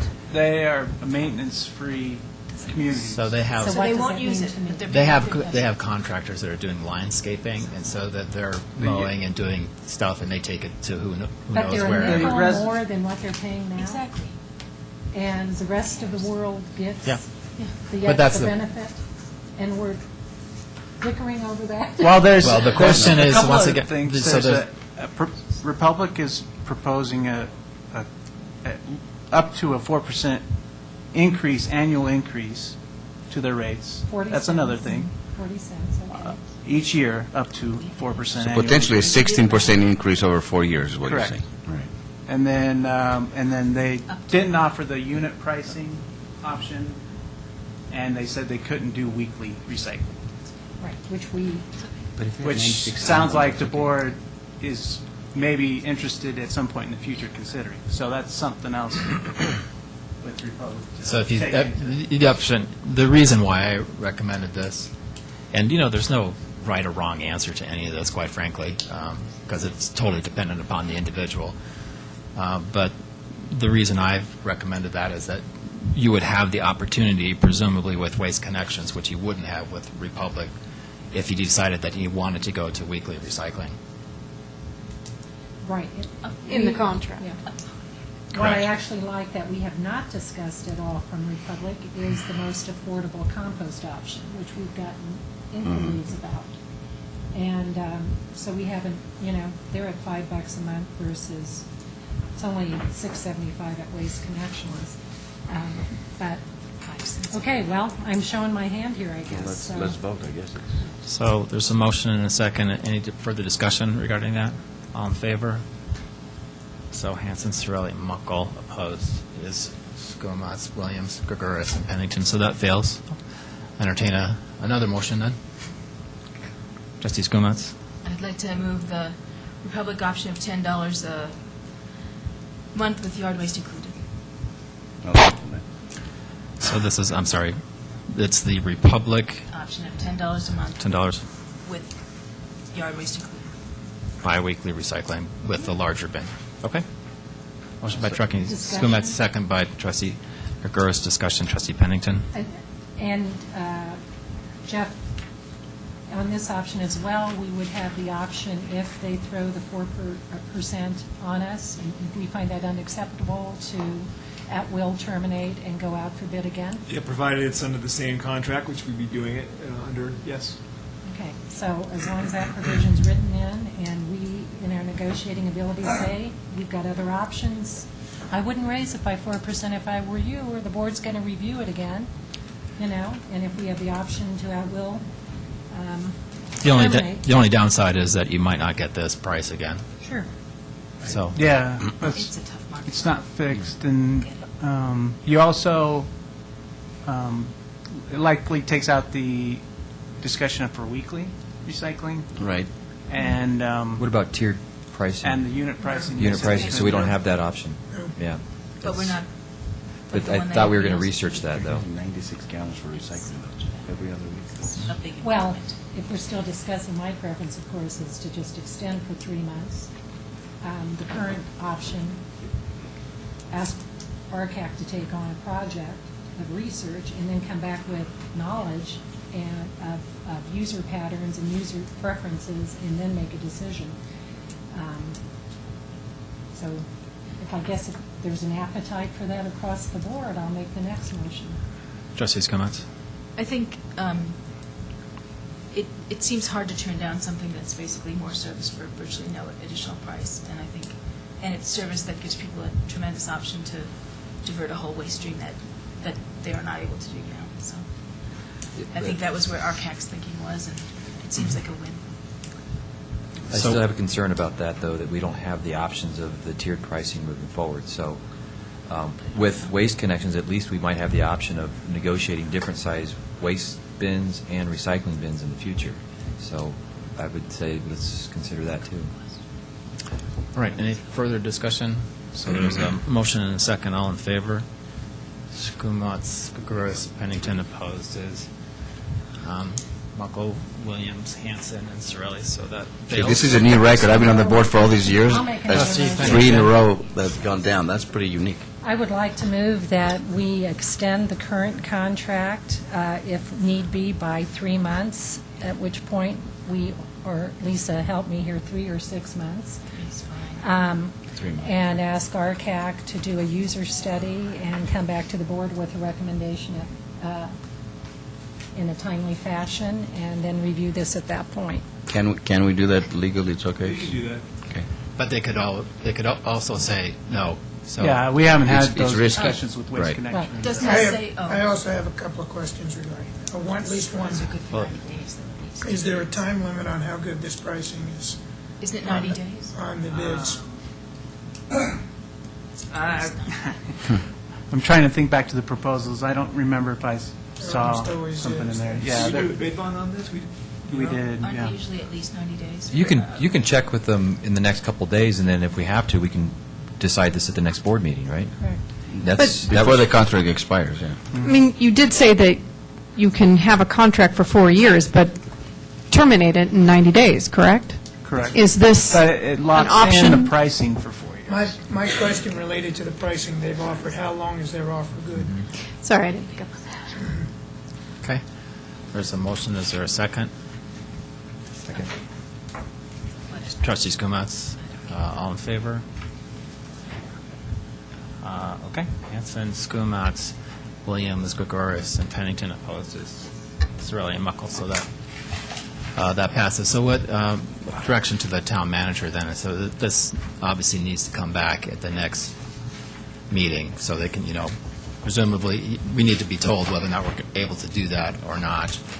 And we'll have to have this discussion again if they say they're not willing to continue this. So obviously, what I for sure do not want to see happen is no trash service being January provided. 1st, right? January Yeah. 1st, Exactly. so. But we have 45 days. Right. If I can Trustee say Pennington. something more broadly, it was a little disconcerting to me that we've known this contract is up for renewal end of December for 4 years, and that we waited to put out the RFP till the end of September with responses due the end of October. I would really like to see us, when we know this, that we give ourselves a 6-month window so that we are not up against a crunch when it comes to making decisions. I would also like to offer that if RCAC decides to go door to door with a survey form, I'm happy to help. And I generally agree with what you're saying, Trustee Pennington. This is very unusual that we have so many motions that have not been approved. This is, again, another robust debate and democracy in action. Nobody got exactly what they wanted. No. We just bought more time. All right, But, so I think that we have direction. I do want to say thanks to town staff for, doing what we usually ask for, which is providing a whole bunch of options, and within each category, providing options within that. So I think town staff did a fantastic job, so thank you for doing that. Ditto that. I agree. Okay. That brings us to item number 9, Superior Metropolitan Districts number 2 and 3, debt refinancing and a budget amendment. Mr. Magley? Thank you, Mayor. This is the final documents needed to complete the SMD 2 and 3 bond refunding. I asked Paul Nillis, our Finance Director, to come up and give an overview to the board. Thank you, Mr. Magley. Paul Nellis, town staff. As the mayor introduced this item, and Mr. Magley's comments as well, both items 9A and 9B on your agenda effectively surround the same topic, and that's refunding of some outstanding debt for Superior Metropolitan Districts number 2 and 3. If you'll recall, staff has been updating the board for quite some time on this particular item. Even as late as last meeting, we had some preliminary numbers as it related to the refunding. Currently paying roughly 4% in outstanding debt. We were hoping to refund this debt in this very favorable market, and this is refunding the existing debt, which matures in 2018. We're not looking to extend the debt, but just refund it, and also have it mature in 2018. We're initially hoping to secure an interest rate of roughly 2.5%, as you'll see in your packet, specific to not only the winning bid, but also the number of other quotes that we received. I think we received 8 to 10 quotes. We were able to secure a low bid of 1.88% fixed rate with Bank of America. They're essentially the bank that worked with us on refunding some of our urban renewal debt back in 2007, so we've built a pretty good relationship with them, and to some degree it showed their very, very aggressive interest rate. So essentially what you see in front of you is a contract to consummate this deal with Bank of America. The savings over this 7-year period totaled $550,000. Those are net savings after we factor out the issuance expenses associated with this particular item. From a practical perspective, with our couple of thousand homeowners who are essentially paying this debt, they'll see a $16 to $18 annual reduction in their property tax bill for this particular debt.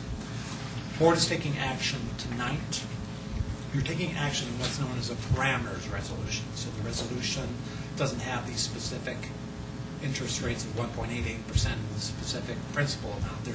There are items a little bit higher than that. In fact, we need to have some final negotiations with Bank of America. As my cover indicates, and the dialogue I've had with not only our legal counsel, but their legal counsel and the bankers themselves, I'm 99% confident we'll close this deal at the 1.88% interest rate stated. But the parameters resolution provides a little flexibility to in fact, make some changes if in fact we need to. The closing on this will be a week from tomorrow, Tuesday. and then new interest rates will go into effect in 2012 with the lower property tax rate for our constituents. The second item, 9B, is just a budget amendment that is in fact needed. Essentially, we are buying, or we're expensing, we're repurchasing our debt. We're buying the old debt, purchasing new debt, so we need to reflect that expenditure. So it's just more of a procedural item than anything else. Trustee Gross? So are we saving over $500,000? That is correct. This will be a very short debate, unlike the previous item we had, so. And can I clarify, are we spending $70,000 to save that $500,000? We're actually spending $70,000 to save $620,000, so the net is. So it's a net 550. Thank you. That's a good deal. So just, if I could ask a question, so you alluded to this in your comments, but the parameters are not to exceed 2.5%. Is that the negotiating range? Is that? That is correct, and as you can see, that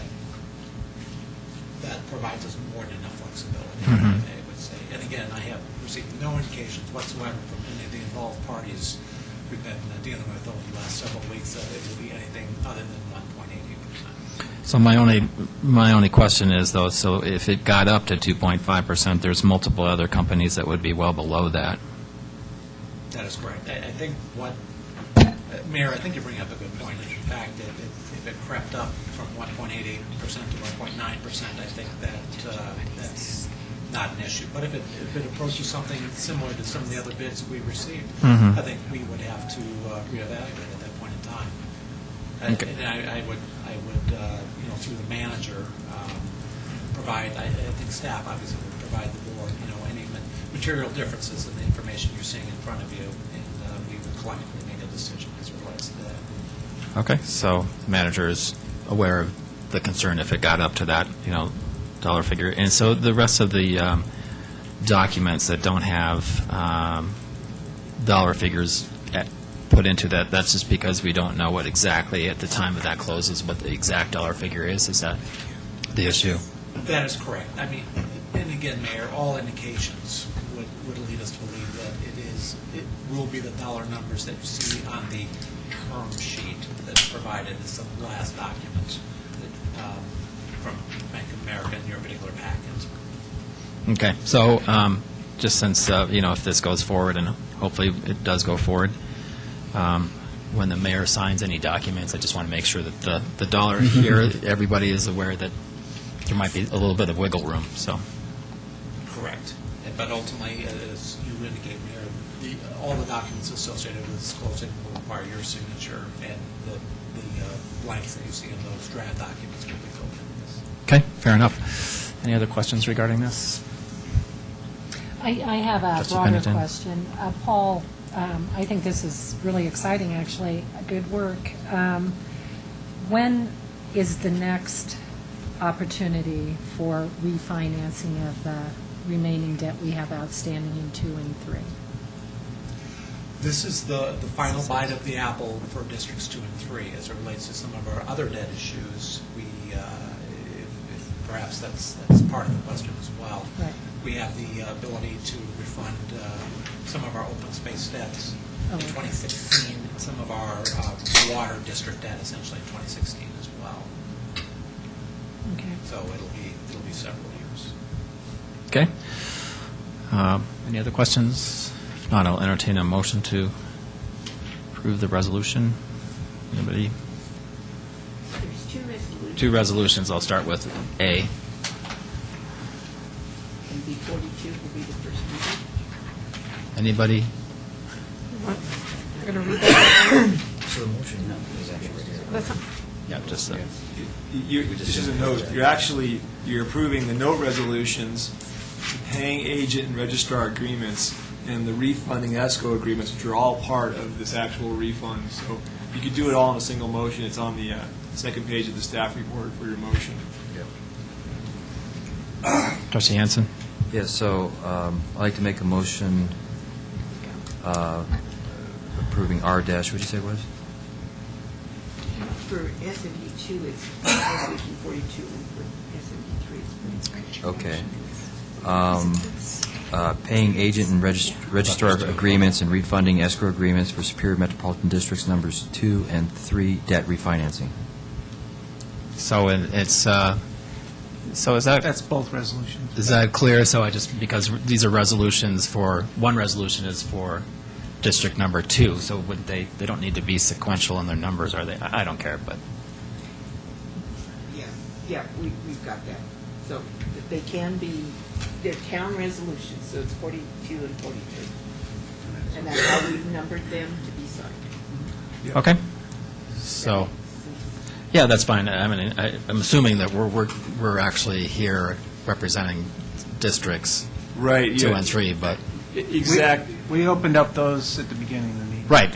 I understand that. I just so that when the mayor signs the documents, I want to make sure that am I signing on behalf of the town, or am I signing on behalf of the district? And technically, the way that works is these districts, there's a court order that actually dissolves the districts, except that the board now, the town board, now acts as the board of the districts for debt purposes and refinancing purposes. So you are really acting in the town capacity, because you now have the authority to deal with debt for the districts. But the town resolution numbers is the reason why they're not actual district resolutions. Okay, fair enough. So there's a motion and a second. Further discussion? All in favor? Unanimous. Thank you very much. Thank you for the finance department for saving $500,000. That's that's remarkable. really great work. So, all right. Did I have a good point? Are we spending money?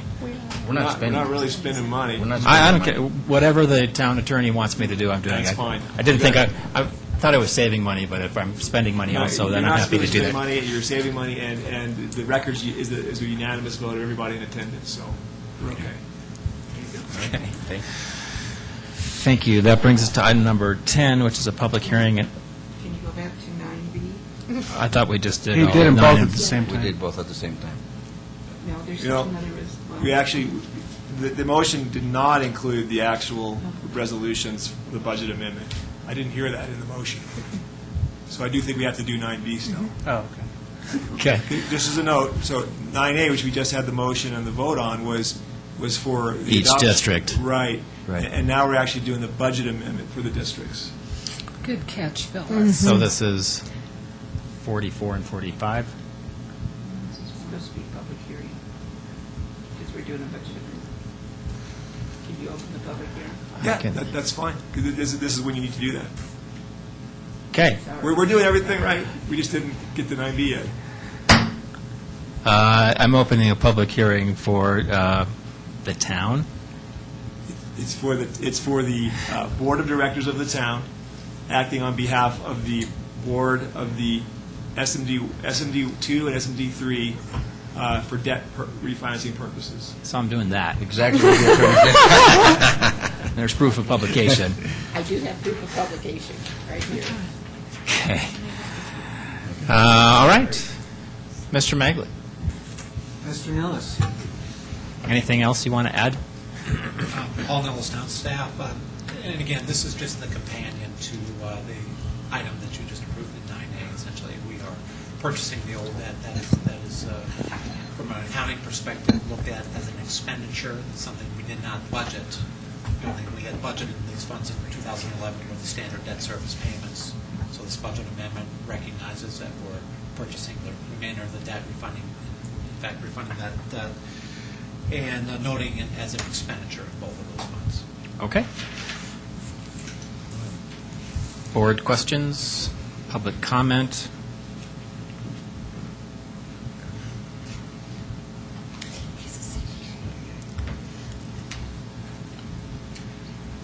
Brian Sheldikoff, 3919 South Torres. Not sure if it's appropriate for me to monopolize the podium again. As a former investment banker at Bank of America, I was hoping to ask a couple questions. I'm not sure Certainly. if That's fine. appropriate. Yep. I was just curious what comps we used. I was curious what comparables we used in terms of determining this 1.88%. Other towns, what our rating is, things along those lines, determine that this what is a good rate. It sounds like we're saving quite a bit of money, which is good. but just wanting to understand the market dynamics. And then another unusual comment, I noticed on the term sheet that we are being covered by Bank of America, in this case out of Scottsdale. I would suggest that we make a strong push to be covered by someone in Charlotte or New York. I And- realize that's unusual, but Okay, so that's, in and the terms of reason why. execution, that's pretty important. Okay. Have no idea. Well, why don't you tell me why that's Yeah, important? why? Then.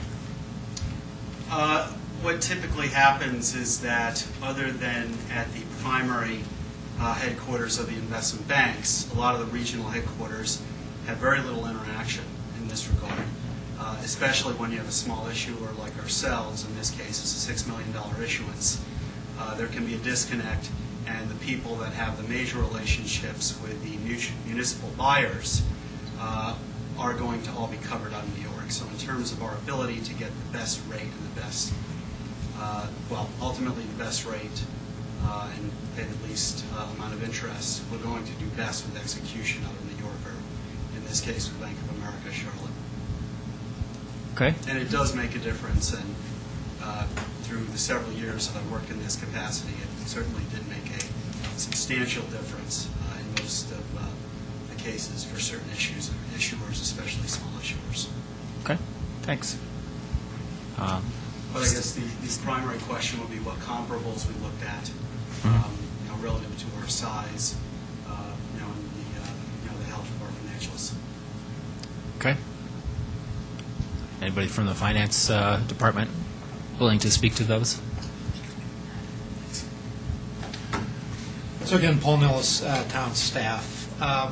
In this particular case, I'm not sure the reference that's made with the comps is germane. Essentially what we have is we have a competitive offering for debt refinancing. As part of our due diligence, and we had done this months ago, we looked at comparable ratings of comparable sized entities in order for us to get an idea if, in fact, this refinancing could go forward. This debt issue is rated as an A- credit. So when we were looking at initially pricing this particular item, we were looking at A- credits, typically less than $10 million. Something that is also known as bank qualified is important in this particular case. So we did our diligence up front to determine that, in fact, this was something we wanted and needed to pursue. So as a result of that particular process, we went through the competitive process. We were hoping not only from some of the comparables that we received several months ago, but we were also using some U.S. government debt instrument as some of the proxies, hoping we could approach, for example, we were looking at the 10-year Treasury instrument. And again, typically the government debt is rated AAA until the recent downgraded by one of the rating agencies, so Standard & Poor's of U.S. debt to AA. But we were hoping we could get within a 0.5% of a 10-year Treasury rate as a comparable, just to answer the question. And effectively, what we did is with this particular aggressive proposal from Bank of America, it was right on top of the 10-year Treasury. So, I think we hit the target in that sum as it relates to it. As it relates to what branch of Bank of America is involved with this particular acquisition, the term sheet, as you'll note, did come out of Phoenix, Arizona.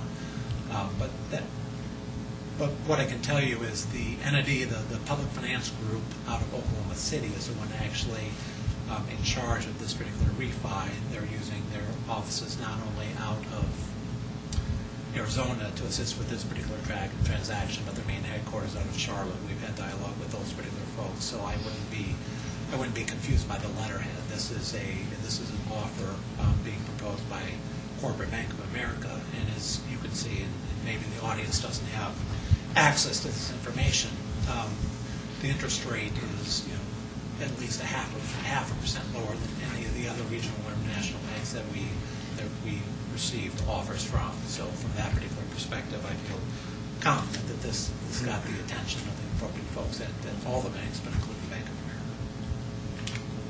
And I'm sorry if I missed any questions, but I think that was the general gist of what I heard. Great, thanks. Just no public comment from anybody, and not seeing any. We'll have a redo. Apologize apologize for monopolizing. Just one other question I was just hoping to ask. If we've ever sat down with the rating agencies to determine why we're getting an A-minus, we pay for that. So we do, or typically would have a right to be able to sit down with them and either argue or see if we can benefit from a higher rating. And then I would reiterate again, yes, the execution would most definitely be out of Charlotte or New York, but if we can be covered out of one of those cities by a municipal finance banker, I think that would benefit us. Okay. That's a request that we can make in the future. Okay. Thanks. Any other public comment regarding this? Any board discussion regarding any of this? So, I can't possibly speak to the geographic nature. I mean, I'm happy with debt, the interest payment, but it's something that, maybe we could sit down and explore. And, I'm glad that we're actually having a discussion about being rated for our debt, because I can remember years in the past where we actually never received a rating, and actually we paid, I'm not sure, whatever that term was, we had to pay sort of like a mortgage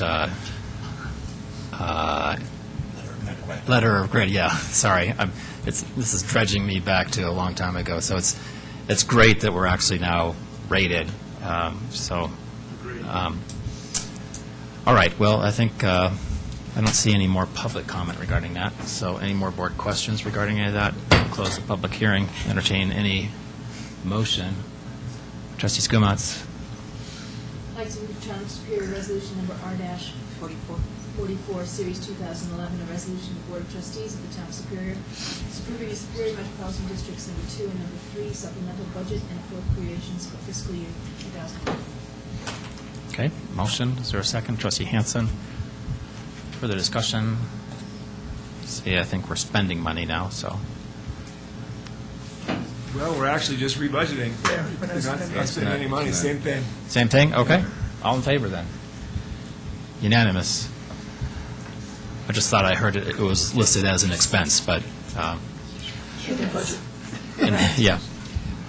All right, very good. So I think we're done with 9 now. Does everybody feel good that we're done with 9? Thank you.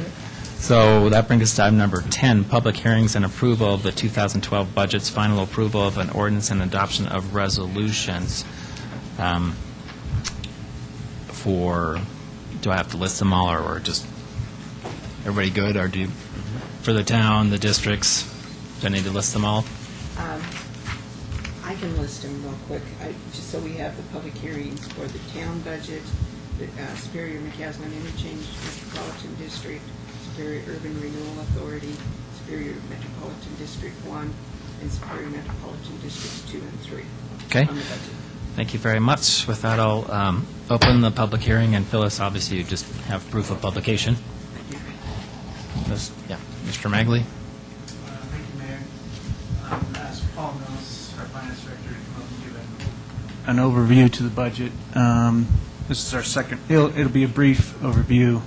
And then, Paul, I guess a question with regard to our waste services budget portion, if you don't mind.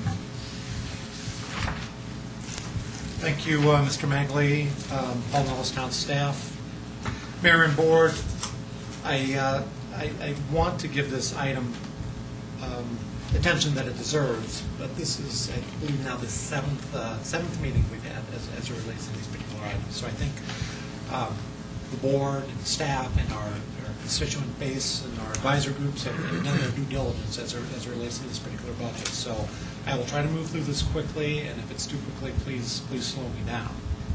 But essentially, through initially our finance committee providing 4 reviews of the budget, board members 2 subsequent reviews, and now the final approval of the budget is where we've gotten to this evening. As it relates to follow-up from our last meeting in October 24th, we had some residual follow-up, and I just wanted to assure you that those items are included in the budget which you're considering for adoption tonight. So briefly, I wanted to go through those. The first item is the inclusion of $20,000 a year in each of the next 5 years for the addition of bus shelters. I know that item came up earlier in different discussion this evening, but that item collectively for $100,000 is now included in the government capital budget. There are two additional lines included in the budget that had no impact in the budget, but one is a recognition of the impact of reinstituting a 2.2% vendor fee with no cap. So now the budget will show gross sales tax revenue, and then we're netting out that 2.2% vendor fee. And the other line in the budget requested at the last meeting was a reflection of a new expense line for future senior services.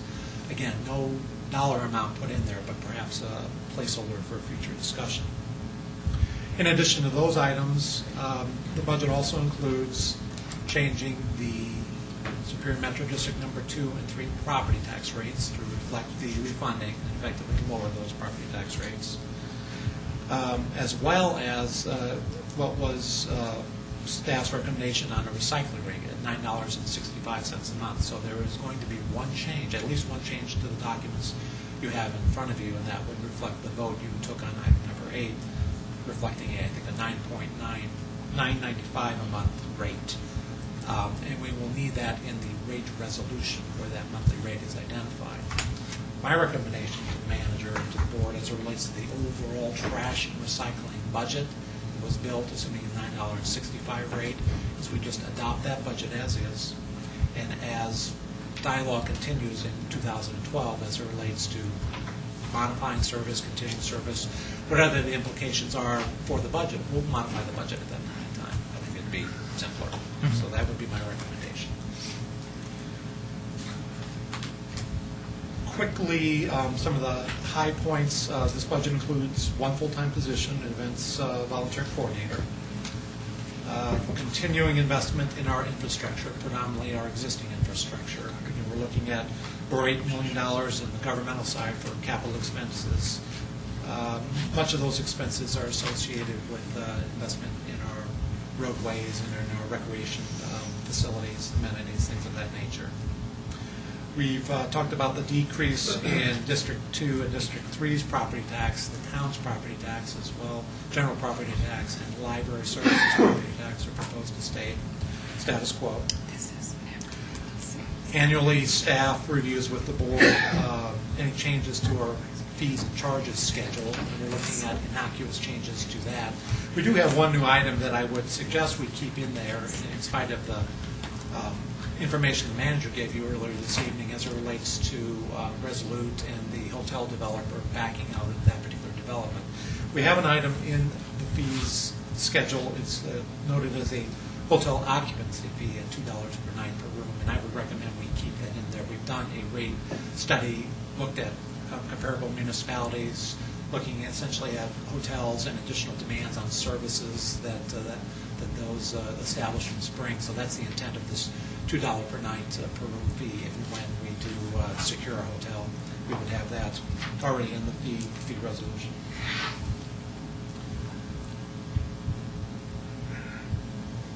And what I'll do as well, and I was speaking initially to the governmental budget, but since the board is collectively wearing their myriad of different hats, I wanted to briefly go through some of the other budget items.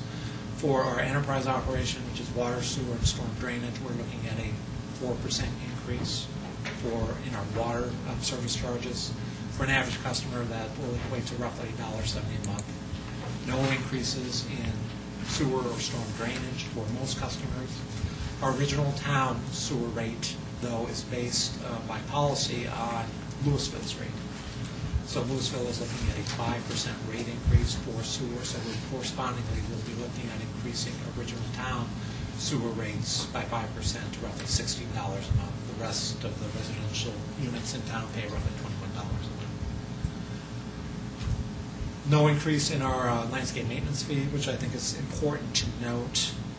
I think last year's budget over the 5-year horizon, future planning horizon, was assuming some rate increases, but with the diligence and the review of the board and the Parks Director and his staff, we're proposing now to maintain that rate flat over the 5-year period of time. And I think generally that's a summary that you can go with. So any questions, obviously, are available to answer. Thanks. Questions from the board? Trustee Pennington? A couple of questions. Would you educate me on the history between the Louisville sewer rate and original town, do they have to stay linked? Is there a functional reason why they're linked? Do they have to stay linked? No. It's been board policy. The functional connection is that the city of Louisville was providing sewer services to original town residents. But they're no longer. That was a town board policy that was set years ago to protect original town residents from rate increases through, it's been a board policy that, and we, over time asked the board if they are interested in getting rid of that policy or they just want to keep it, and over the years, it's been consistent, they want to keep it, so. The option would be to let it float on its own? Well, the only other option would, they'd receive the town's current rates, which are higher. Sandy, is your mic on? Sandy? Huh? Oh, it's on, just not pointed correctly. And to let you know, then so we make the sewer operation whole, so we look at this as a subsidy from the general fund, and it equates to roughly $6,000 to $7,000 a year. We try to make these government-owned businesses, the water sewer operations, stand on their own. And so because of this board policy item, there is a $6,000 to $7,000 transfer from the general fund to make the sewer operation. Okay. I'm educated now. Thank you. And then the other thing on the hotel user fee of $2 a room, is that if we were actually to implement that then comes before the board for an adoption of policy on that, doesn't it? Or is it policy? It's part of the vendor fee schedule, which is being approved tonight. Or it's part of the fee. Oh, really? The fee rate, yeah, sorry. Fee So rate. actually, that is a decision we will make tonight? That Okay. is what staff is proposing, correct. Okay. And just, semantics. You know how I feel about the vendor fee. I actually prefer to use the language vendor fee is restored to 2.2% rather than increased to 2.2%, whether or not that has any relevance. But I like the accuracy of saying we're restoring it to that amount. So just had to put that out there. Trustee Hanson? Just on the putting the portables back here, can you refresh my memory on that, how we're going to That's left in there, but if it were to move forward, there would have to be discussion with the board prior to even starting that process, and then board approval for that. Any other questions from the board? So I'll just, I heard through the grapevine there might be some interest in increasing the flexibility of the new employees, but I don't see any interest along those lines, so we'll keep it like it is. Okay. Public comment regarding this?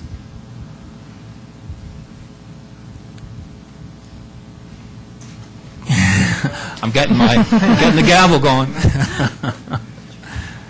I didn't quite understand what you meant there. Are we just going for the one recreational and none of the rest? That's correct. Thank you. Any other public comment regarding this? Going once, going twice. Close the public hearing. Board comments and/or action. Trustee Williams?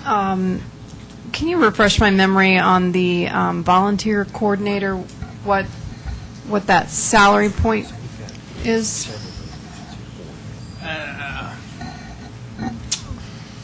Paul, do you have that? I do, Mr. Okay. The proposed salary range, so we, with all our regular full-time staff here, we do a salary survey to determine ranges. So we employ the same methodology we employed with all other positions. The proposed salary range, the low end is 40,000 on my spreadsheet, and I think the range is between 40 and 55,000, something of that nature. But this position is budgeted at the low end of the range. It was budgeted at 30. Any other board comments? Then Who would like to be the elected person to read off all of these? Oh. Trustee Hansen? So we'll do them one at a time.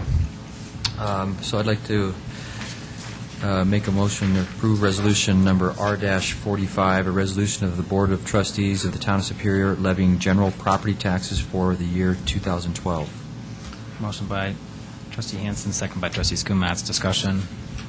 All in favor? Unanimous. Thank you. It's just a resolution. Unless the... No roll call needed. Okay.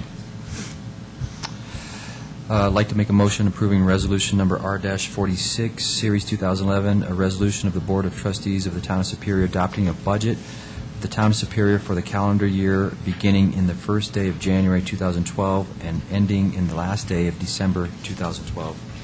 Motion by Trustee Hansen, second by Trustee Skumatz. Discussion. All in favor? Unanimous. Thank you. Is that correct?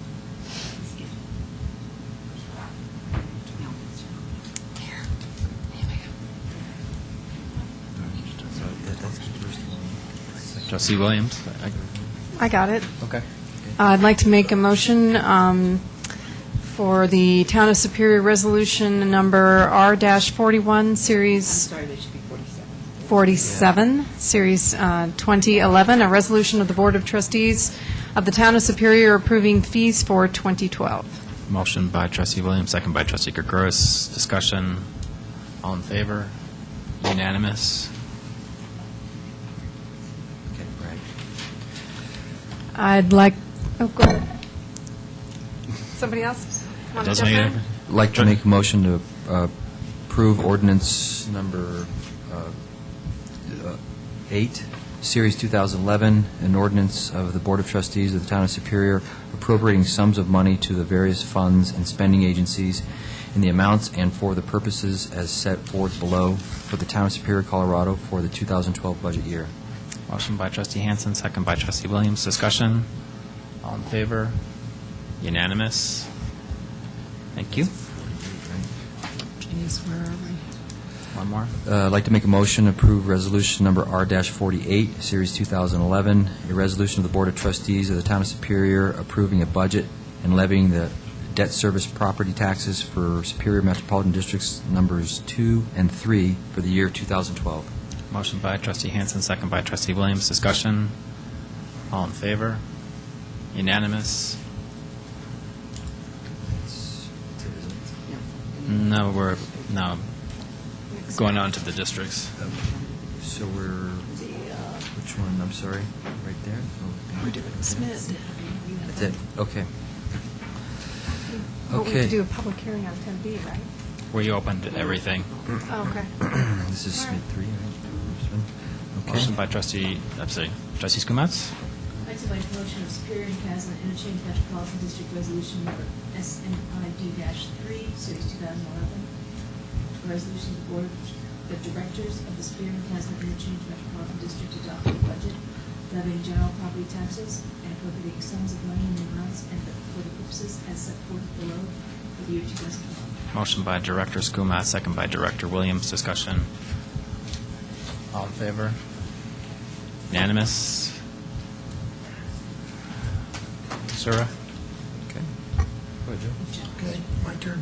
Your turn. I'd like to make a motion that we approve Superior Urban Renewal Authority Resolution Number 0-3, Series 2011, a resolution of the Board of Commissioners of the Superior Urban Renewal Authority adopting a budget and appropriation sums of money in the amounts and for the purposes as set forth below for the Superior Urban Renewal Authority for the 2012 budget year.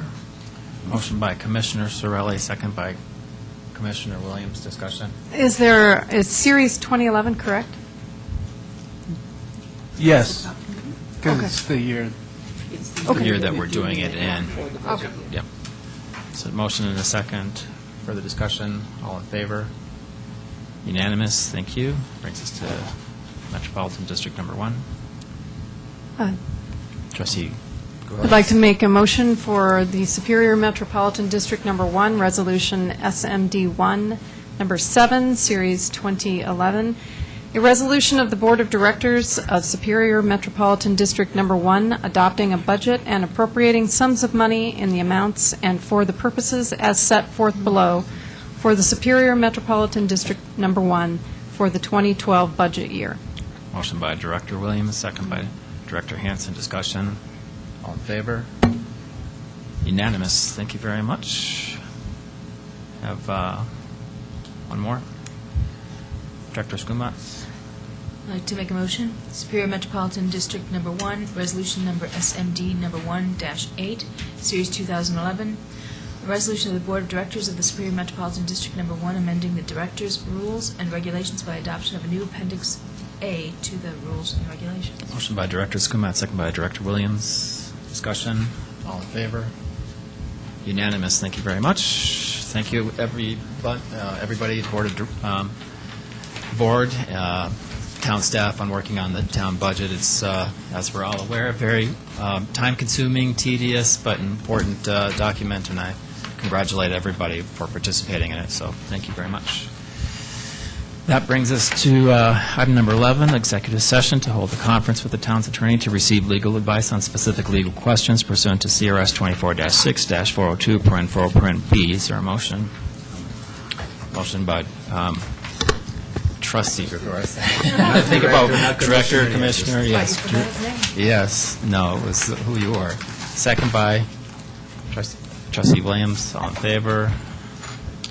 So that's, do we have to be unanimous or two-thirds? I forget what. So approved by trustee Hansen.